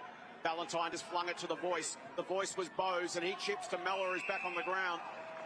Jesse Mellor from 25 metres out can continue this avalanche for the Cats. We'll have to check the inside 50 count for the third term, but it has been one-way traffic in favour of Geelong. Been super impressive. Flexed their muscle and shown why they're sitting on top of the table at 7-1. Jesse Mellor has kicked 12-5 for the season, steps up. No problem for him. The Cats continue to roll. They're 12-10-82. They're suddenly double Carlton score, 6-5-41. It has blown out to a 41-point margin.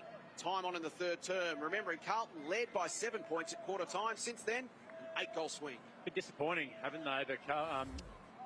Geelong, however, have just completely dominated in all aspects of the ground. They just can't get their hands on the ball at the moment, but Caperon's superb.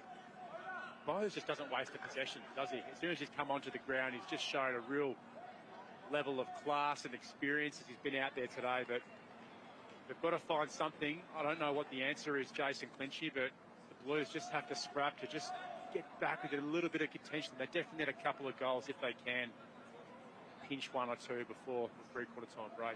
16-4, the inside 50s in this third quarter, Chase. As Warple out of the middle of the ground to Bowes, to Nevitt. All the senior players getting involved, and now Stanley looks and spots Ballantyne, getting backside, gave away the free kick. It's pretty hard to defend when the ball is being walked out of the centre square like that. Every midfielder in that centre clearance had a possession, then coming out. So then Reece Stanley finds the clearance coming right out the middle. So if you're a Blues defender, if you're young, down there at the moment, you're probably showing some leadership and going, guys, what the hell is going on? Help us out. Like this is just getting out of control. So 17-4, the inside 50s Geelong's way in this quarter. 10-3, the clearances. And Jamison Ballantyne puts the finishing touches on it as he puts through his third. Joins Wiltshire and Caperon with 3 for the afternoon. And the Cats are in full flex mode in this third quarter. They all of a sudden lead by 47 points. 13-10-88 to the Blues. 6-5-41. There's a disconnect already. I was just watching sort of how the defenders from the Blues went about it after that kick. I didn't see any communication to the midfield at all. Reece Stanley is just putting it down their throat, or he's winning the clearance himself. He's had a really good game today. Absolutely destroying the Blues in the middle of the ground, Geelong. Warple, Stanley in there. Nevitt now rotates through. Bowes in there as well. Against Camporeale, Zach Williams and Cooper Lord against Riley as well. Missed from Williams to Camporeale. Chess up. Be quick. Got it onto his boot. Chip kick towards half forward, and Kruger pulled into it by Clark. He's starting to find his way into the game really well. Kruger. Kick to the wing.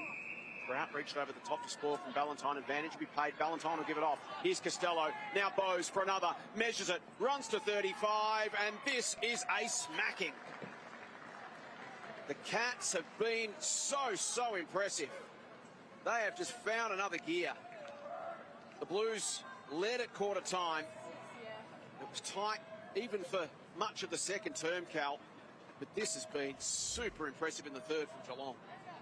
Just the way they're covering the ground as a team, they've got real drive in their legs, but on a defensive transition point of view, if you're the coaching staff from Carlton, you'd be sitting there going, guys, like, we've got to put in some effort. I'd love to see some GPS data if we have. I'm not sure if we get that provided to us. I suspect not. Not quite Clinchy, but ABC budget. It does visually show a massive work rate differential between the both teams at the moment, and it starts at the source. I know we're harping on about it, but they're walking it out of St. Experience at the moment. From 11 points to 53 at the 25-minute mark of the third.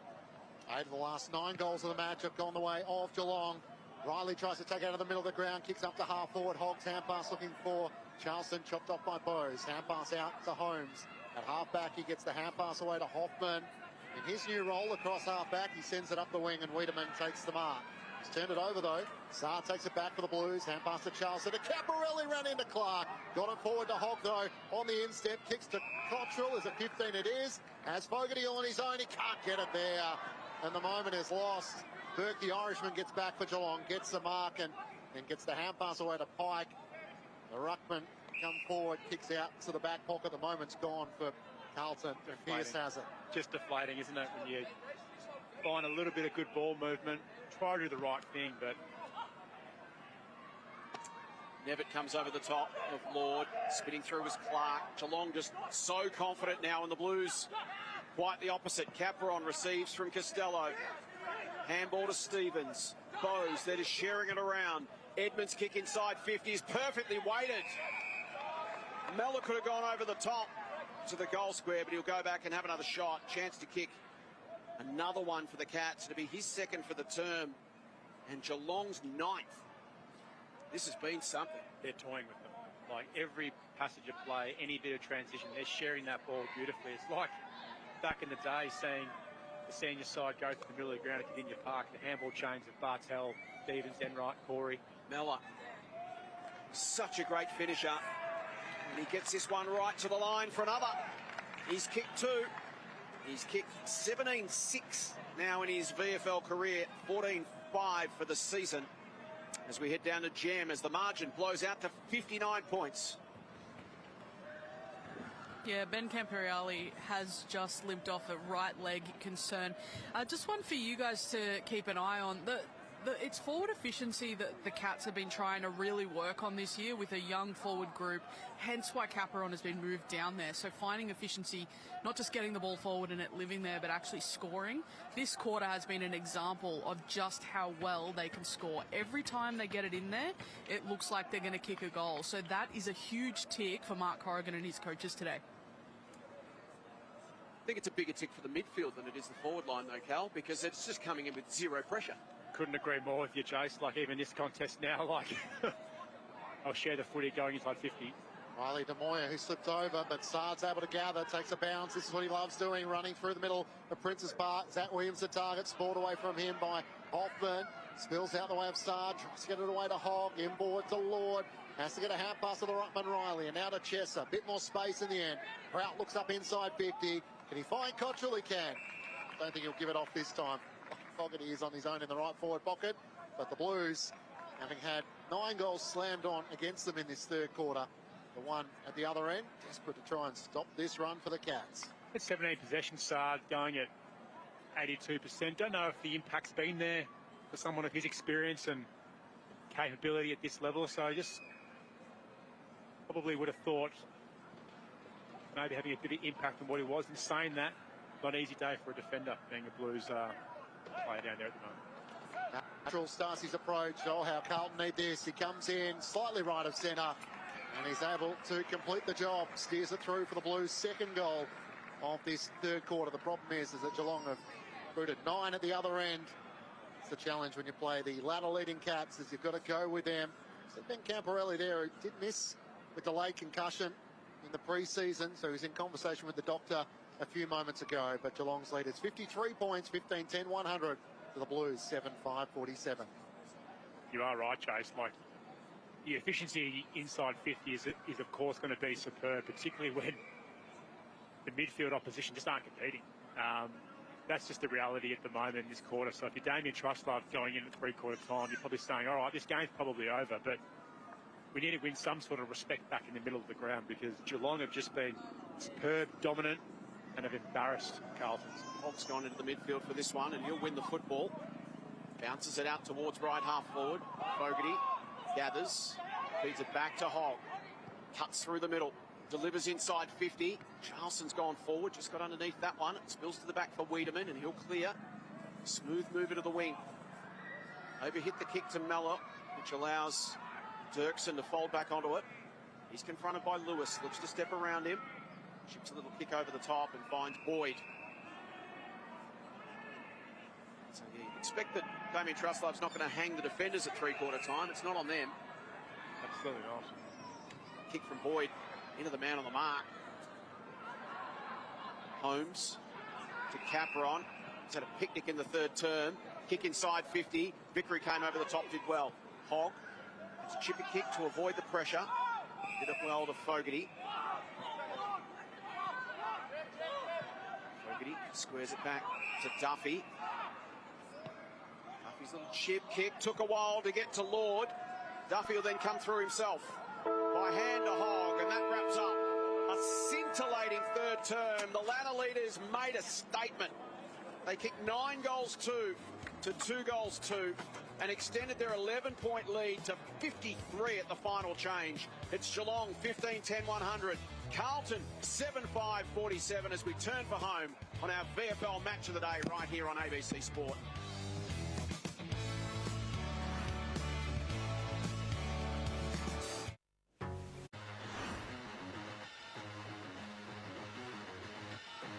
Well, that was impressive. Geelong, 9 goals in the third term. 9 goals to 2. Since quarter time, it's been 12 goals 4 to 2 goals 4. The Cats from 7 points down at quarter time to 53 points up at three-quarter time. A 10-goal swing. They're 15-10-100. Carlton 7-5-47. And look at that uncontested possession number. We've been tracking it all day, Cal. We know that's Carlton's game. At one point, they got out to 30-40 in front. It's now dead level, which tells you Geelong have taken away what Carlton wanted to do and have replaced it with what they want to do. Well, Gemma actually identified it, I think at the quarter-time break, that the Geelong players got a real rocket from their coach just about their defensive transition and actually their defensive work rate. So they've turned that into a real strength of the game. Carlton, just to be honest, Chase, they just can't get their hands on the ball at all. Like through the middle of the ground, they've been really, really disappointing. Geelong's experience, we were saying the names just before, Bowles, Stanley, Wiltshire, Warple's been outstanding. Like, you can throw Nevitt in there as a replacement. George Stevens has been the best player on the ground. I mean, Caperon's kicked 3 goals that quarter. So all the names that you know have impact, they've actually done that. So their AFL players are playing excellent footy. Carlton's AFL players are just going okay. Let's talk about that midfield battle. It is the difference, and we talk about it a fair bit, between AFL and VFL level, standard of footy. What we're seeing in that third quarter was an AFL calibre midfield playing AFL calibre football, and the Carlton VFL team, which are made up of young AFL listed players, that's the difference, right? Exactly right. And it's experience and it's reps out there. And unfortunately, the game doesn't care about your experience. The game doesn't care about your age. But those guys that are out there, and it starts with Reece Stanley. I know he's a veteran of the game. He's played a lot of AFL footy, over 200 games, but he's been absolutely superb. I'm just not sure, I guess, what that conversation is at that midfield, but just compete, just scrap, just don't. They might win a few clearances, but don't make it easy for them. From a ruck perspective, we talk about Flynn Riley and Hudson O'Keefe, both very young rucks. Liam Reedy's been managed this week. He's not in the side. What can you do, and what have you noticed about the ruck contest and why Reece Stanley's been dominant? Because it's not just about size and strength. It's also, when it comes to the centre bounce, particularly these days, it's about skill and technique. Exactly right. And there's a little bit of craft that comes with experience. So we're comparing Reece Stanley to Riley. Two guys at the very, very different stages of their careers. But I think what Reece Stanley would know about Riley is that he's coming from the same angle every single time. He knows what he's doing. I think what Riley needs to develop into his game, which he will do, being now in an AFL-listed program, and they'll work on this, having different tools to your armour. Come in from a different angle. Maybe not jump this one. Just make your experienced ruck and think. There's nothing worse than when you're at a centre bounce and you're not sure what your opponent's actually doing. Reece Stanley is knows every single contest, what he's going to do. Even around the ground, he's actually been managed to take the ball out of the ruck a few times. So, look, this is a learning curve for Riley today, coming up against an experienced ruckman, and there's no way to get better than to actually put yourself in this situation and compete against these guys. That's the thing, Clinch, isn't it? Even from guys like Cooper Lord and Ben Campriali, who have been around at VFL level a little bit longer than this, they're going to learn an enormous amount from this today. Bit of short-term pain, they're copping a bit of a belting, but you think about the development work and the teaching that will come off the back of this. Hey guys, this is the benchmark, this is the best team in the competition, this is where we're falling short, this is what we can learn. It's very much the standard you need to get to, isn't it? And Geelong are leading the way on top of the VFL ladder. Gemma Bastiati's down with the Cats coach. Mark, you flagged all season that forward efficiency is the thing you want to get right. Seemed like you got it right that quarter. Yeah, they did. They were able to capitalise on some really good clearance work and some forward half dominance. So it's really pleasing. And we spoke about it, but to Carlton's credit, pressure does that to you in a game. And for us, that's what it looked like early in the game. But yeah, a really good quarter for us. And Jack Burrows only came on 3 minutes left in the second. Was that just managed minutes? Yeah, just a game management piece. So hopefully he'll be still running out the game nice and strong for us this quarter. Thanks very much. Thanks, Gemma. And team, just an interesting one. We've had Chris Scott here for most of the game. He had a brief chat to Mark Corrigan before Mark Corrigan was able to head out at halftime, and he's left. So we're anticipating some AFL listed players might be seeing a bit more bench time this quarter.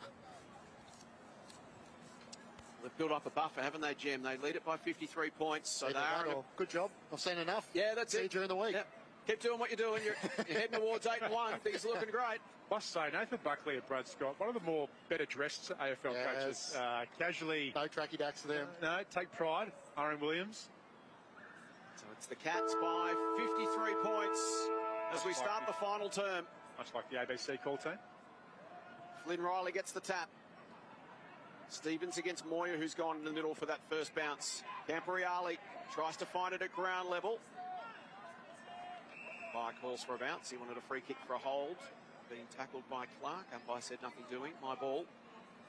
So what can Carlton salvage here? What can they find to try and negate some of this dominance? And there we go again. Stanley down to Stevens. Now to Edmonds. And here's Bowes.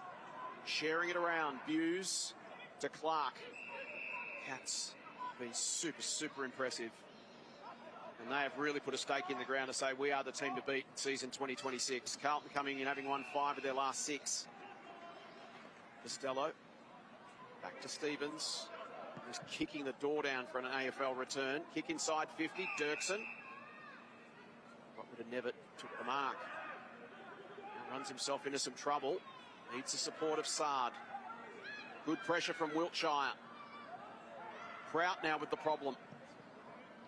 He kicks into the corridor. It was dangerous, but it was good.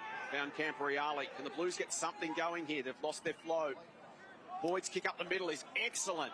Lovely kick to Cottrell, who's almost run down. It will affect the kick. It's going to drop short. And it'll allow Lockie Wiedemann to go back and fist it through for a minor score. Carlton to 7, 6:48.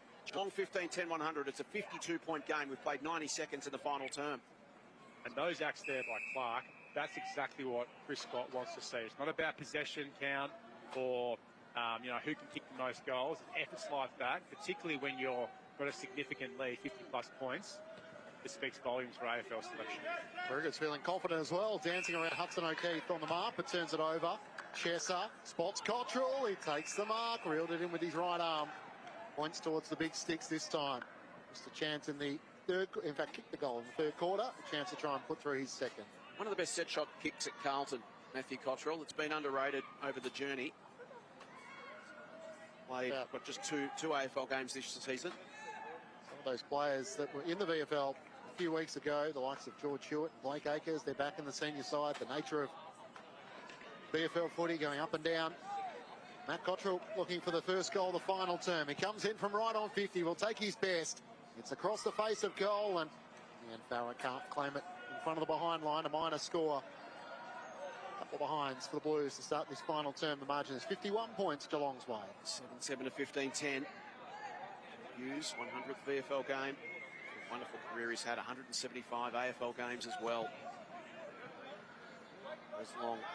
Stanley to the front against Riley. Chesser comes in, laid the tackle on Hunter Holmes.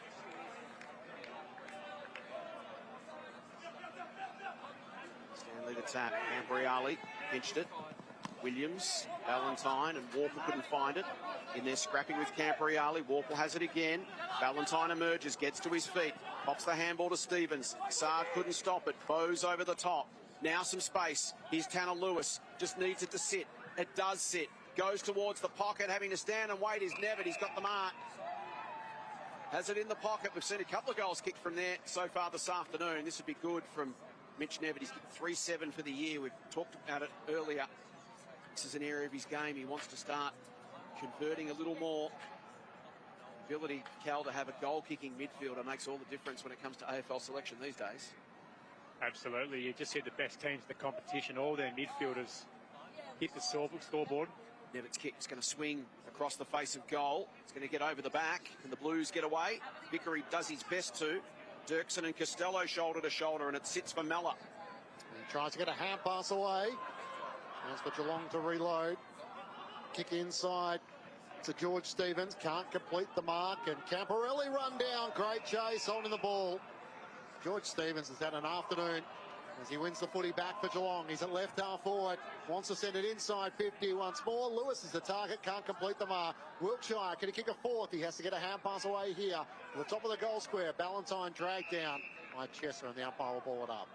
The defensive efforts today in the forward half from Geelong, particularly this quarter when you've got a 51-point lead, have been absolutely outstanding. It just speaks to the character of the program that Geelong are running down there and the values they have as a team. Prout's kick partially smothered. Fogarty has to get back to help out in defence. Hand pass away to Charleston. It gives it to Camporelli. Now to Cottrell at halfback. A bit more space to move. Gets the hand pass away. Charleston looks up to half forward. O'Keefe is in a few metres of space. Kick just eludes him. And that should be a lasso free kick. Much of the crush of the Blues. They transition. Umpire's going to say throw it in. So it did come off a fingertip from half back to half forward, but just can't complete the mark across half forward. Talk about the dominance of George Stevens. He's had 34 disposals. Next best on the ground from either team, 22. Yeah, outstanding. And defensively, tackling, chasing. Here he is again. A huge standard. Ball got past him this time. Warple, tackled by 3. It's been absolutely magnificent.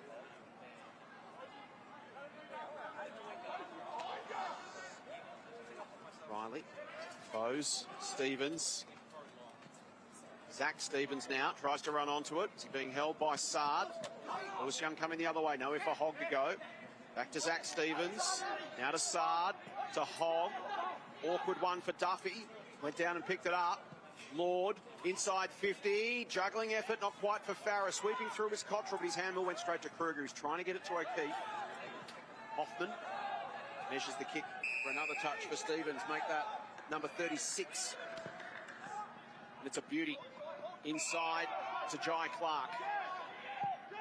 Clark with the aggressive switch to the City side. Edmonds waits for the football, receives, continues, puts it into the path of Ballantyne. Gets a kind bounce. Vickery puts some pressure on. Well played, Cooper Vickery. Well played indeed. Stuck to the task, and what looked to be a certain inside 50 for the Cats is halted by good defensive work from Vickery, who delivers inside to Sammartino. Ballantyne with 3 goals so far this afternoon. Into the middle of the ground, it clears Clark. And the mark is taken by Lord. Looks up inside 50. Not a great kick. Kruger comes forward. Could have given the hand pass. O'Keefe was racing back to goal. In the end, another ineffective inside forward 50 for the Blues. Switches to Hoffman, who takes the mark in the back pocket. Geelong leading by 51 points. Not a lot of movement all of a sudden in this final term. So sends it long out towards the boundary line. Stanley won't get there. Wiltshire got underneath it. Still a chance here for Zach Stevens, who can't get a hand pass away as he's tackled by Louis Young. So 36 disposals for George Stevens. He's also had the 11 score involvements and the 4 clearances. The standout this afternoon in Geelong's dominant display, in which they kicked 9 goals to 2 in the third quarter. Stanley tries to barge his way through. Zach Williams laid a good tackle. Says no pro opportunity. Stanley, his face on the ground, looking up to see if he's bleeding. He is. He's going to come off. It's been about the only thing that stopped him today. He's been superb. 230 AFL games, but it's just played the 1 for the Cats this season, with Edwards getting the nod in the AFL. There's another look at that tackle. Hogg has to force his way through. Wiltshire. hold. It's going Carlton's way. Come back. Darcy Hogg, who's been trying hard all afternoon, as always. Amongst Carlton's best. This is his 21st touch coming up. It's Bruce Stanley posing himself on the bench. Good afternoon. This is Harry Charlson. Hoisted high inside 50. Will Riley go at this? He's in the middle of a very big pack. Burke, Pearce, Hoffman. Back to Pearce. Nice touch on the handball. Good step from Hughes. Fogarty didn't buy it. Bowes just launches it down the line. And as it turned out, Hogg would have been better off leaving it. It's a throw in instead of a last disposal free kick. Throw in about 65 metres out from Carlton's goal. They trail by 51 points. It's Geelong 15-10-100. Carlton 7-7-49 as we hit the 9-minute mark of the final term. Haven't had a goal in this final term as Riley slaps it down. On the move, Hogg reeled in by Warple. Had a whistle, play on. Camporelli gathers inside 50. Up goes Farah, can't complete the mark. He's first back onto it. Gets around Kruger. That's been a challenge this afternoon. Burke goes racing back. Lost his footing. Has to try and knock it clear. Fogarty over the top. The umpire will ball it up. It's 25 metres out from the Blues' goal. They haven't put the cue in the rack. Geelong have they, just to rest up. They're really playing a completed quarter and really trying to finish this game off strong. White competes, comes down. The way of Ward, who spins out of traffic and makes something out of nothing. Just Carlton's third goal since half-time. Third goal since quarter time. And really it took a piece of individual brilliance from Cooper Lord, who was able to make something happen from a stoppage. The margin back to 45 points Geelong's way. 15-10-100 to the Blues, 8-7-55. Sort of the story, isn't it, for Carlton, just to have an impact on the scoreboard, to have to do something, I guess, miraculous in this second half. It was a terrific goal there, but probably overall it just speaks to the strength of Geelong's program as a whole. Like we were talking in the three-quarter Blake Lynchy, just the depth of players that they've got in this VFL program, and they just handle it so well compared to other clubs. And the way they're finishing off this quarter, Geelong, with their tackling and their chasing, speaks volumes of their program. Yeah, they've got 6 or 7 blokes out, as we've talked about, so it's scary, isn't it? Nevitt to Pike to Warple. Warple's kick inside 50, looking for a one-on-one deep. Ballantyne's been dangerous all day. Dirksen. Is that a shove? Gets away with it. Ooh. It's touch and go, wasn't it? Anywhere else around the ground, it'd be a 100% push in the back. Given the scoreline, the umpire might have been a little bit lenient there and understanding. 25 metres out from the Cats' goal. Bill takes his turn in the ruck against O'Keefe. Here's Hogg again, quick to boot. Bouncing football, just sits up on the wing, gets away from Pike, gives it to Kruger. Just handballs back to space. Awkward one here for Burke. In fact, it's Pearce rather to run onto, and Warburton wrestles him to the deck. Just even at that contest right there, it was just swarmed with Geelong numbers. Circulated it really well, and that just comes down to work rate. Campriali, Ward, Hogg, Riley, tough one for O'Keefe. Hogg again. Oh, gee, that was clever. Just squeezed it through traffic. Can Warburton find Moyer? Almost. Didn't hang on. Kruger back the other way, and maybe a chance for the Cats to go through Stevens. He's taken down. Still there for the Blues. Warburton gathers. 40 out. Goes for it. Just misses. Lee Warburton, the 4th generation Blue, following in the footsteps of Keith, Peter and Brett. Down through the generations. Wonderful to see him in a Carlton Guernsey. 44-point lead the way of the Cats, as you see. Reece Stanley getting ready to come back on. This afternoon is not done as yet. Kruger in the back pocket. Up to Warple. Saad tries to get there. Spoils it down. Front and centre for Geelong. Burke's hand pass went straight up. Warple tries to make good. Breaks a couple of tackles. Holmes runs out of space.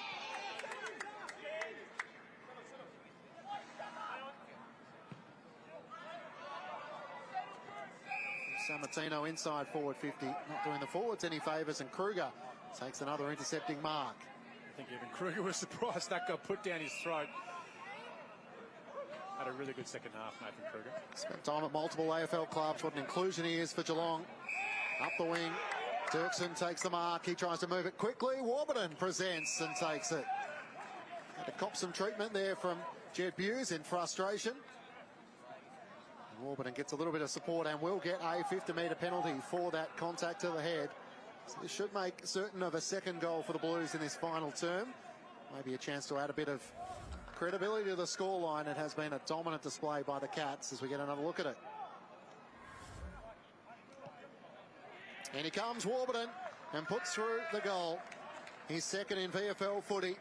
And Carlton have back-to-back goals for the first time since late in the opening quarter. The margin back to 38 points Geelong's way. 15-10-100 to the Blues. 9-8-62, Cal Sinclair. Yeah, probably gave him a little bit of pep of their abuse. I don't think he was, anyway, pretty uncharacteristic from him, particularly this time of the game. But either way, they found a little bit of a groove back, Carlton. But I think we're probably going to start seeing maybe a few of the senior Geelong members of this team maybe getting rested. You got James Warple on the bench now. I thought he's been terrific today, leading that midfield. I don't know how many clearances he's had, but from a visual perspective, he just was walking it out there, particularly in that third quarter. So the Blues with the first 2 goals of the last term, marching back to 38 points at the 14-minute mark. It's going to be a free kick out of the middle to O'Keefe. Can Carlton get something going here? Percentage is going to be important in such a stacked ladder. Camperale received a handball from Charleston, but he had to go and find it himself. Kick goes up and down on the spot. Prout tries to muscle past Stevens, which is easier said than done. Ball in underneath. Ball up just inside the square. And the Blues find a couple of goals in a hurry. At least give themselves something to build on. I'll learn plenty, as we've talked about, from playing against the best team in the comp. Free kick for a high shot. Didn't see it, Cal. Didn't like it. Well, he just ran into his hip. Wins the free kick. Much you can do about it. Camperale. Farah at the top of the square. O'Keefe and Moyer there as well. So he sits it up in that direction and lets the big boys fly, which Moyer does over the top. Gets to the back. Chance. Logan. Snaps and misses. His first goal in VFL football goes begging. So his first score. VFL footballer behind. His 5th game. A 21-year-old from Diamond Creek. Been there since the under-9s. Played senior since 2024 and now testing himself at the next level. That's a 37-point margin. 15 gone in the final term. Clark looks to bring Geelong back into play. It's very short where the mark is taken by Bowes. A couple of goals next to his name after not starting until the second quarter.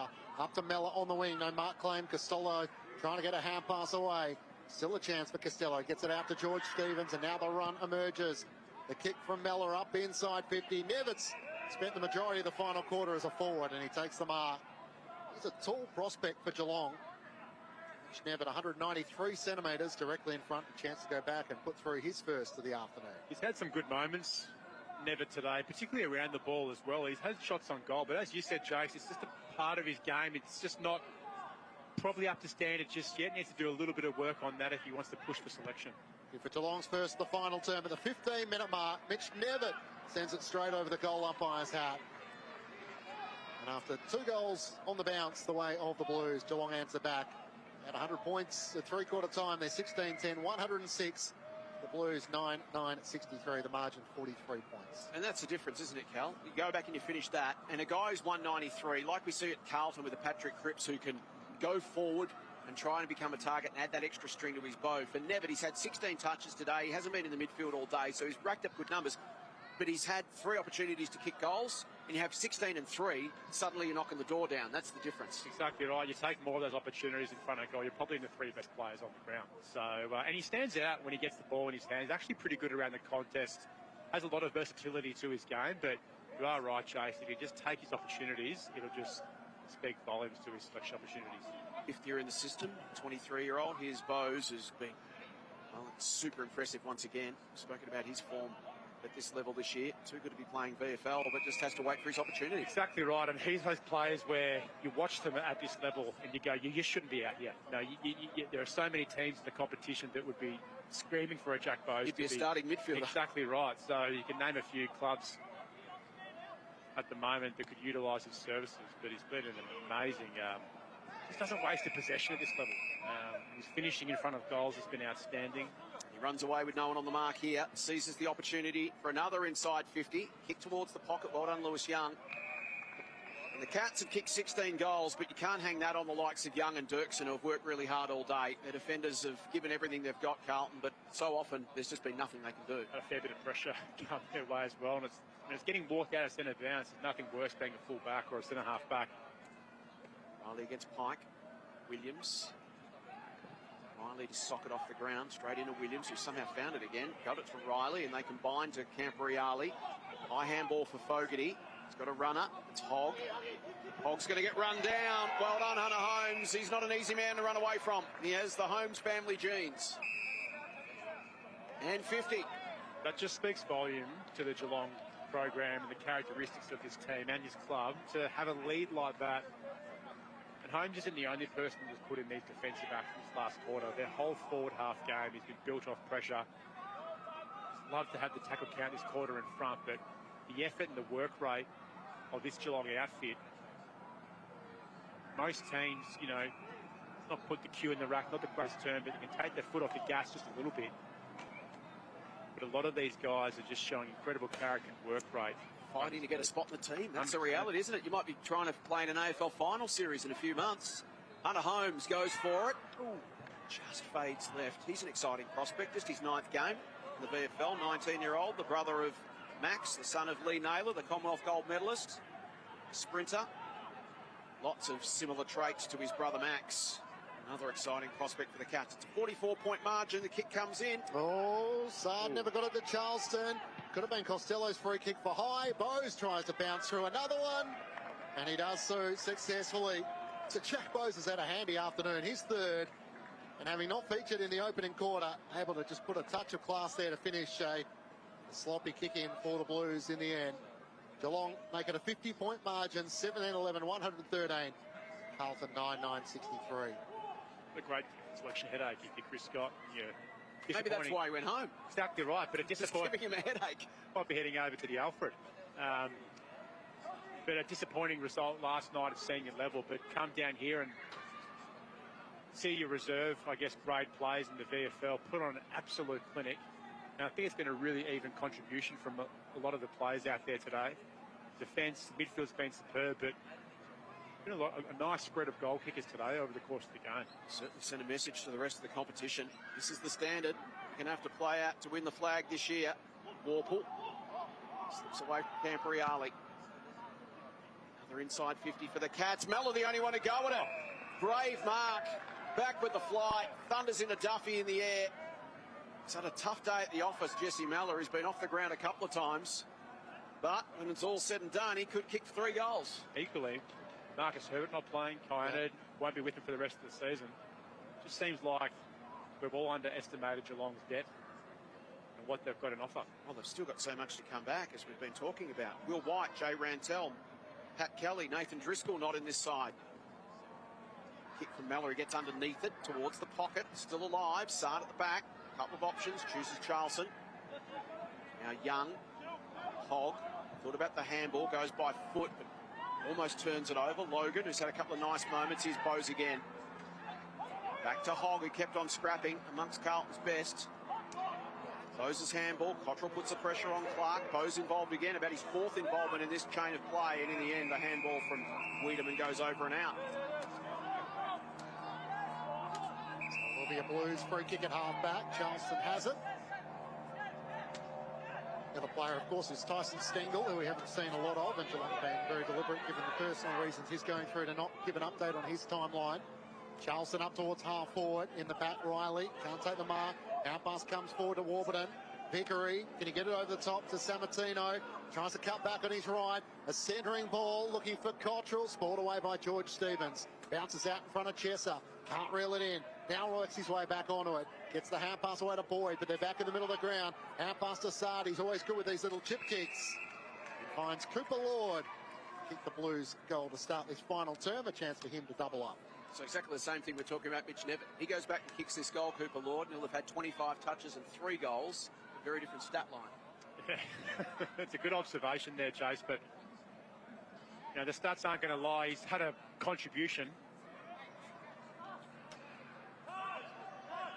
Cooper Lord starts his approach. Returned after concussion.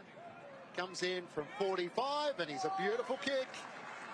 So certainly asking the question as to whether he can go back up to the AFL level. And the margin is 44 points the way of the Cats. They put it 3 goals to 2, Carlton in this final term. Geelong 17-11, 113.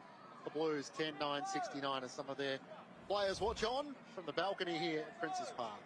Well, Cooper Lord, I guess those statistics that you just read out, Joe, it's not a bad first up injection back into this level after, I guess, the time out with concussion. But yeah, because when you're shuffling around into Josh Roche and you're thinking who's next, and you're going to look down at the performances, 24 and 25 and 3 in a side that's been well beaten. Yeah, and there's a lot of disappointing players out there from an AFL's perspective. We can talk about experience, Jace, as we mentioned a few moments ago, and the difference there, but the game doesn't care. Geelong don't care either. 44-point margin. 23 and 3/4 minutes gone in the final term. Stevens. Here's Camporeale.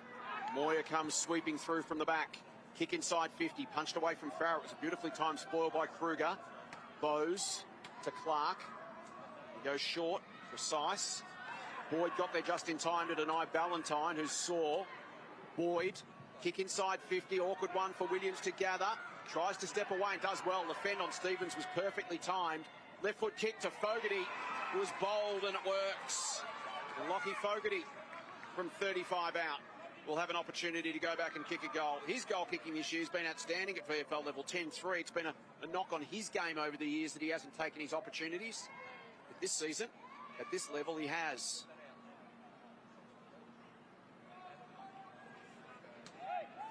Directly in front. 40 metres out. Fogarty pulls another one back for the Blues. Trying to claw back some percentage. In the race for the top 4 may well come down to percentage at season's end. So every goal helps. 17-11, 113 Geelong. Carlton 11-9, 75. It's a 38-point game as we hit the 25-minute mark. Well, there are certainly a lot of teams around them in that going into the game, though, on 20 points. And there are a lot of teams in that kind of cluster around there fighting for that top 4. And you are right, Jace. Like, it's been a pretty disappointing performance. You don't want the margin to blow out too much, because percentage points really do come into play, particularly when you're trying to nail a top 4 position. We think if they kick another goal or two and they get it inside, say, 30 points, you read the score in the paper tomorrow and go, oh, it wasn't a... But really, Geelong have been double that. They've been a 10-goal better team. Exactly right. Similar to probably the Werribee Collingwood game last week. The margin didn't really speak to the game that we all watched. 38-point lead Geelong's way. 4 goals to 2 in the final term the way of the Blues. Warple can't get a disposal away. Bose goes sliding in. Tries to win it back for Geelong. Through traffic, taken by Wiedemann. Gets a hand pass out to the wing. Ballantyne involved to Costello. Feeds the hand pass forward. Here's a chance for Wiedemann. He works it up towards half forward. Carlton get numbers back.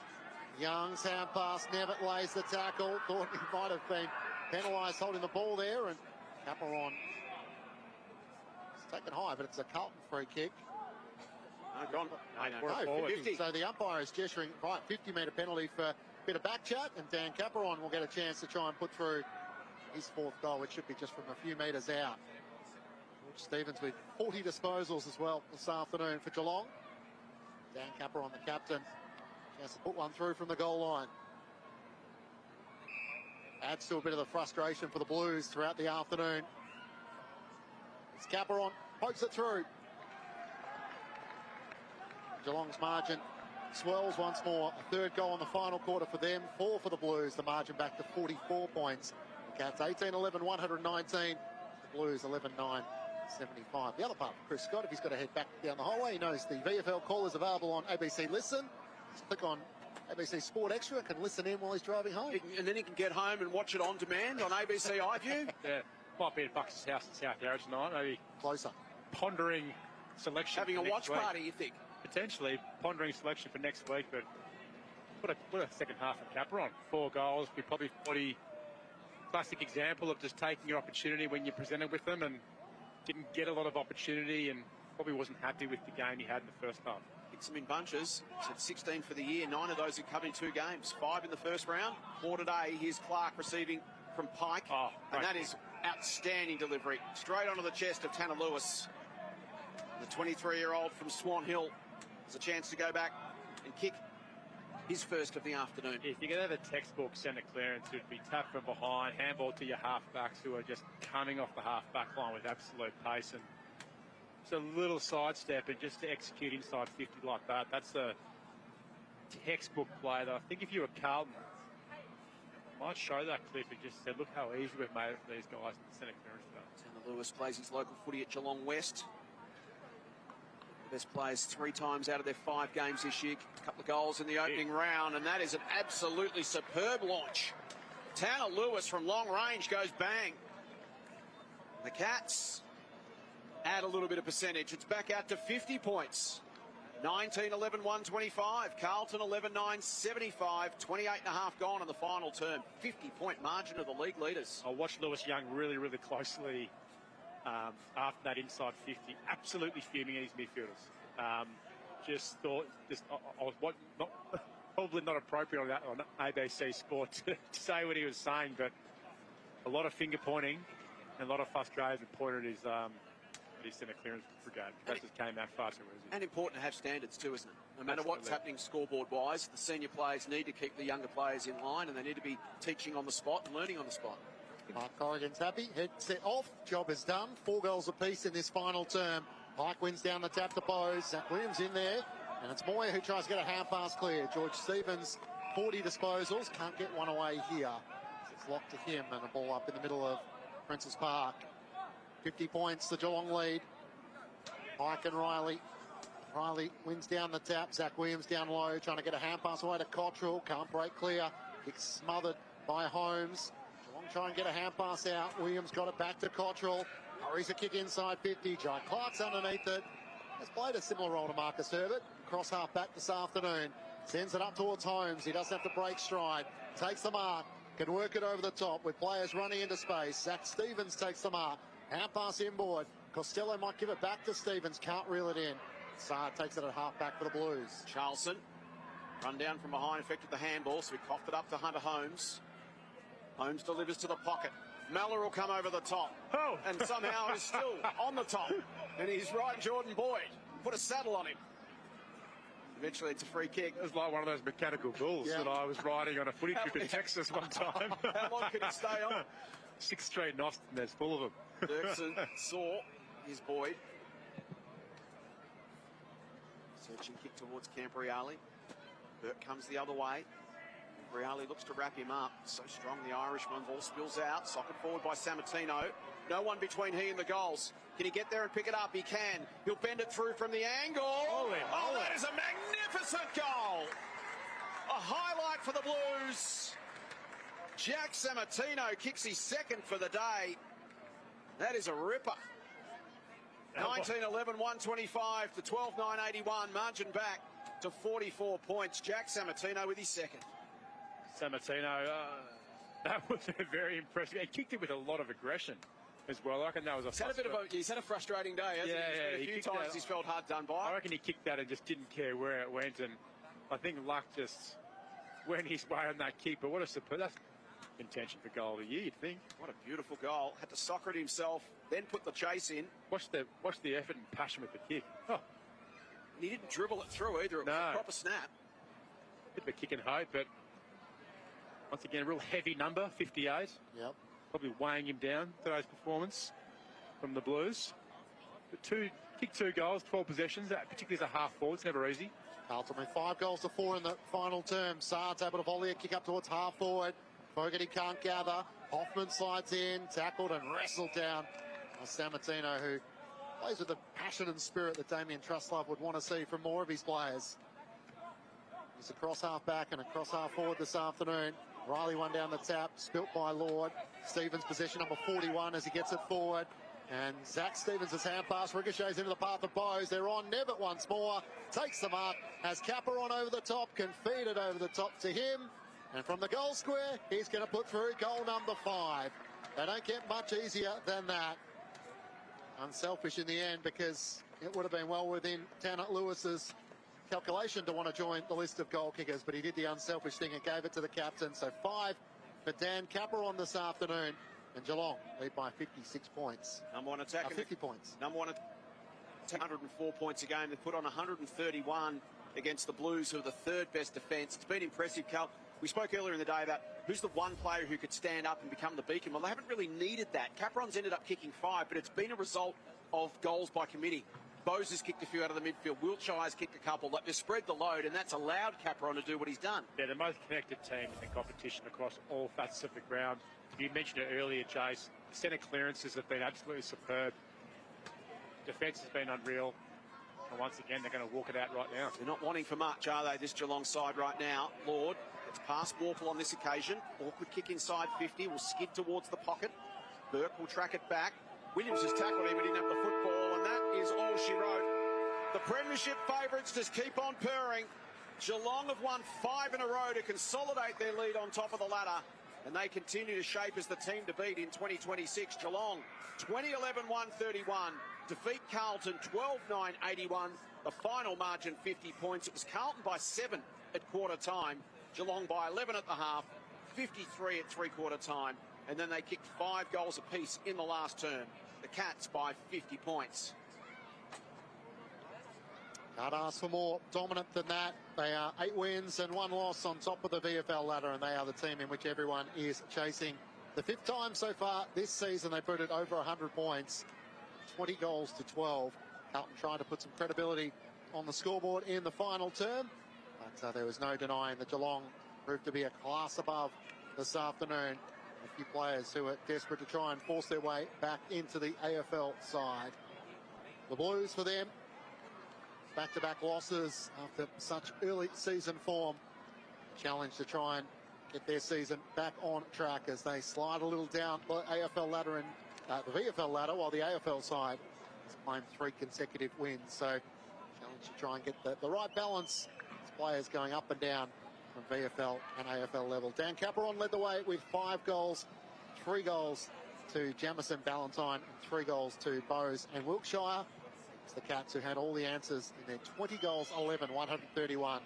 Carlton, 12, 9, 81. I think we can bring you some reaction from inside the Geelong camp. Let's head down to Gemma Bastiati. Here with Dan Caperon, 5 goals, not a bad day out for you. Yeah, I mean, it was a good performance. I mean, we knew they were going to be very competitive, being second on the ladder, I'm pretty sure. So we're all just ready for the fight. We probably didn't have it our way for the first quarter, but managed to wrangle it back and show some ticker. So, no, great to play our way for 3 and a bit quarters. Your switch forward has been an interesting one this year. You kicked 5 goals previously and now again. What is it about the forward line that works so well for you? Oh, I'm just trying to learn as I go, to be honest. I haven't played forward for my whole career, so I think that just creates an environment to just explore and help everyone else out along the way too. We've got a pretty young forward line and a young squad, so creating an environment to learn and evolve is, yeah, I'm flourishing too. So just personally, so yeah. At what point of the season did you know that you were going to be playing forward? I knew pretty early on. Yeah, just tried to get my head around it throughout the pre-season, and then yeah, just being ready to fling back as well when needed. So yeah. How good is it to play in that forward line though, with the ball coming in the way that it is, with the strength of what your midfield is? Yeah, I mean, when we're going, midfield's awesome. If we can get a 50 to 70 out, we know that all options are on the cards to have a great entry. So we've kicked a few points over the past few weeks. 20 goals, 11 today is probably a little bit better, and hopefully we can get some better shots on goal coming forward. And just lastly, at halftime, Jamison Ballantyne gave you a shout out. You've helped people like him in that forward line relax and find their structure. How's he going though? He's not doing too badly alongside you. Yeah, he's going great, Jam. He's a great fella to be around. Nothing's ever too serious with him around, which is awesome. So he's helping me more than I do him. So no, very appreciative of him and a lot of the other guys over there as well. Thanks for your time. Congrats again. Thank you. Appreciate it. Thank you. Thanks to Gemma Bastiati alongside Daniel Caperon. 5 goals for him this afternoon. Not bad for a 29-year-old who's learning the forward craft and making rather light work of it. The next 3 games for the ladder-leading Cats. They take on Sandringham away, the Gold Coast Suns back at the Cattery, and then Southport in the weeks to come. They're game clear at least of the Giants and Hawthorn on top of the VFL ladder. Well, for the Blues, a disappointing afternoon for them. 50-point losers to the Cats. They managed 12 goals in the end and fought back in that final term. Their next opponent, the Bombers, as they are in the AFL. The Giants, both of them away, and they take on Werribee back at home. So a tough 3 weeks for Damien Trustlove's side to try and work out whether they can find some momentum in the middle parts of the VFL season. The Cats too good this afternoon. 50-point winners. Jason Kell to wrap it all up next.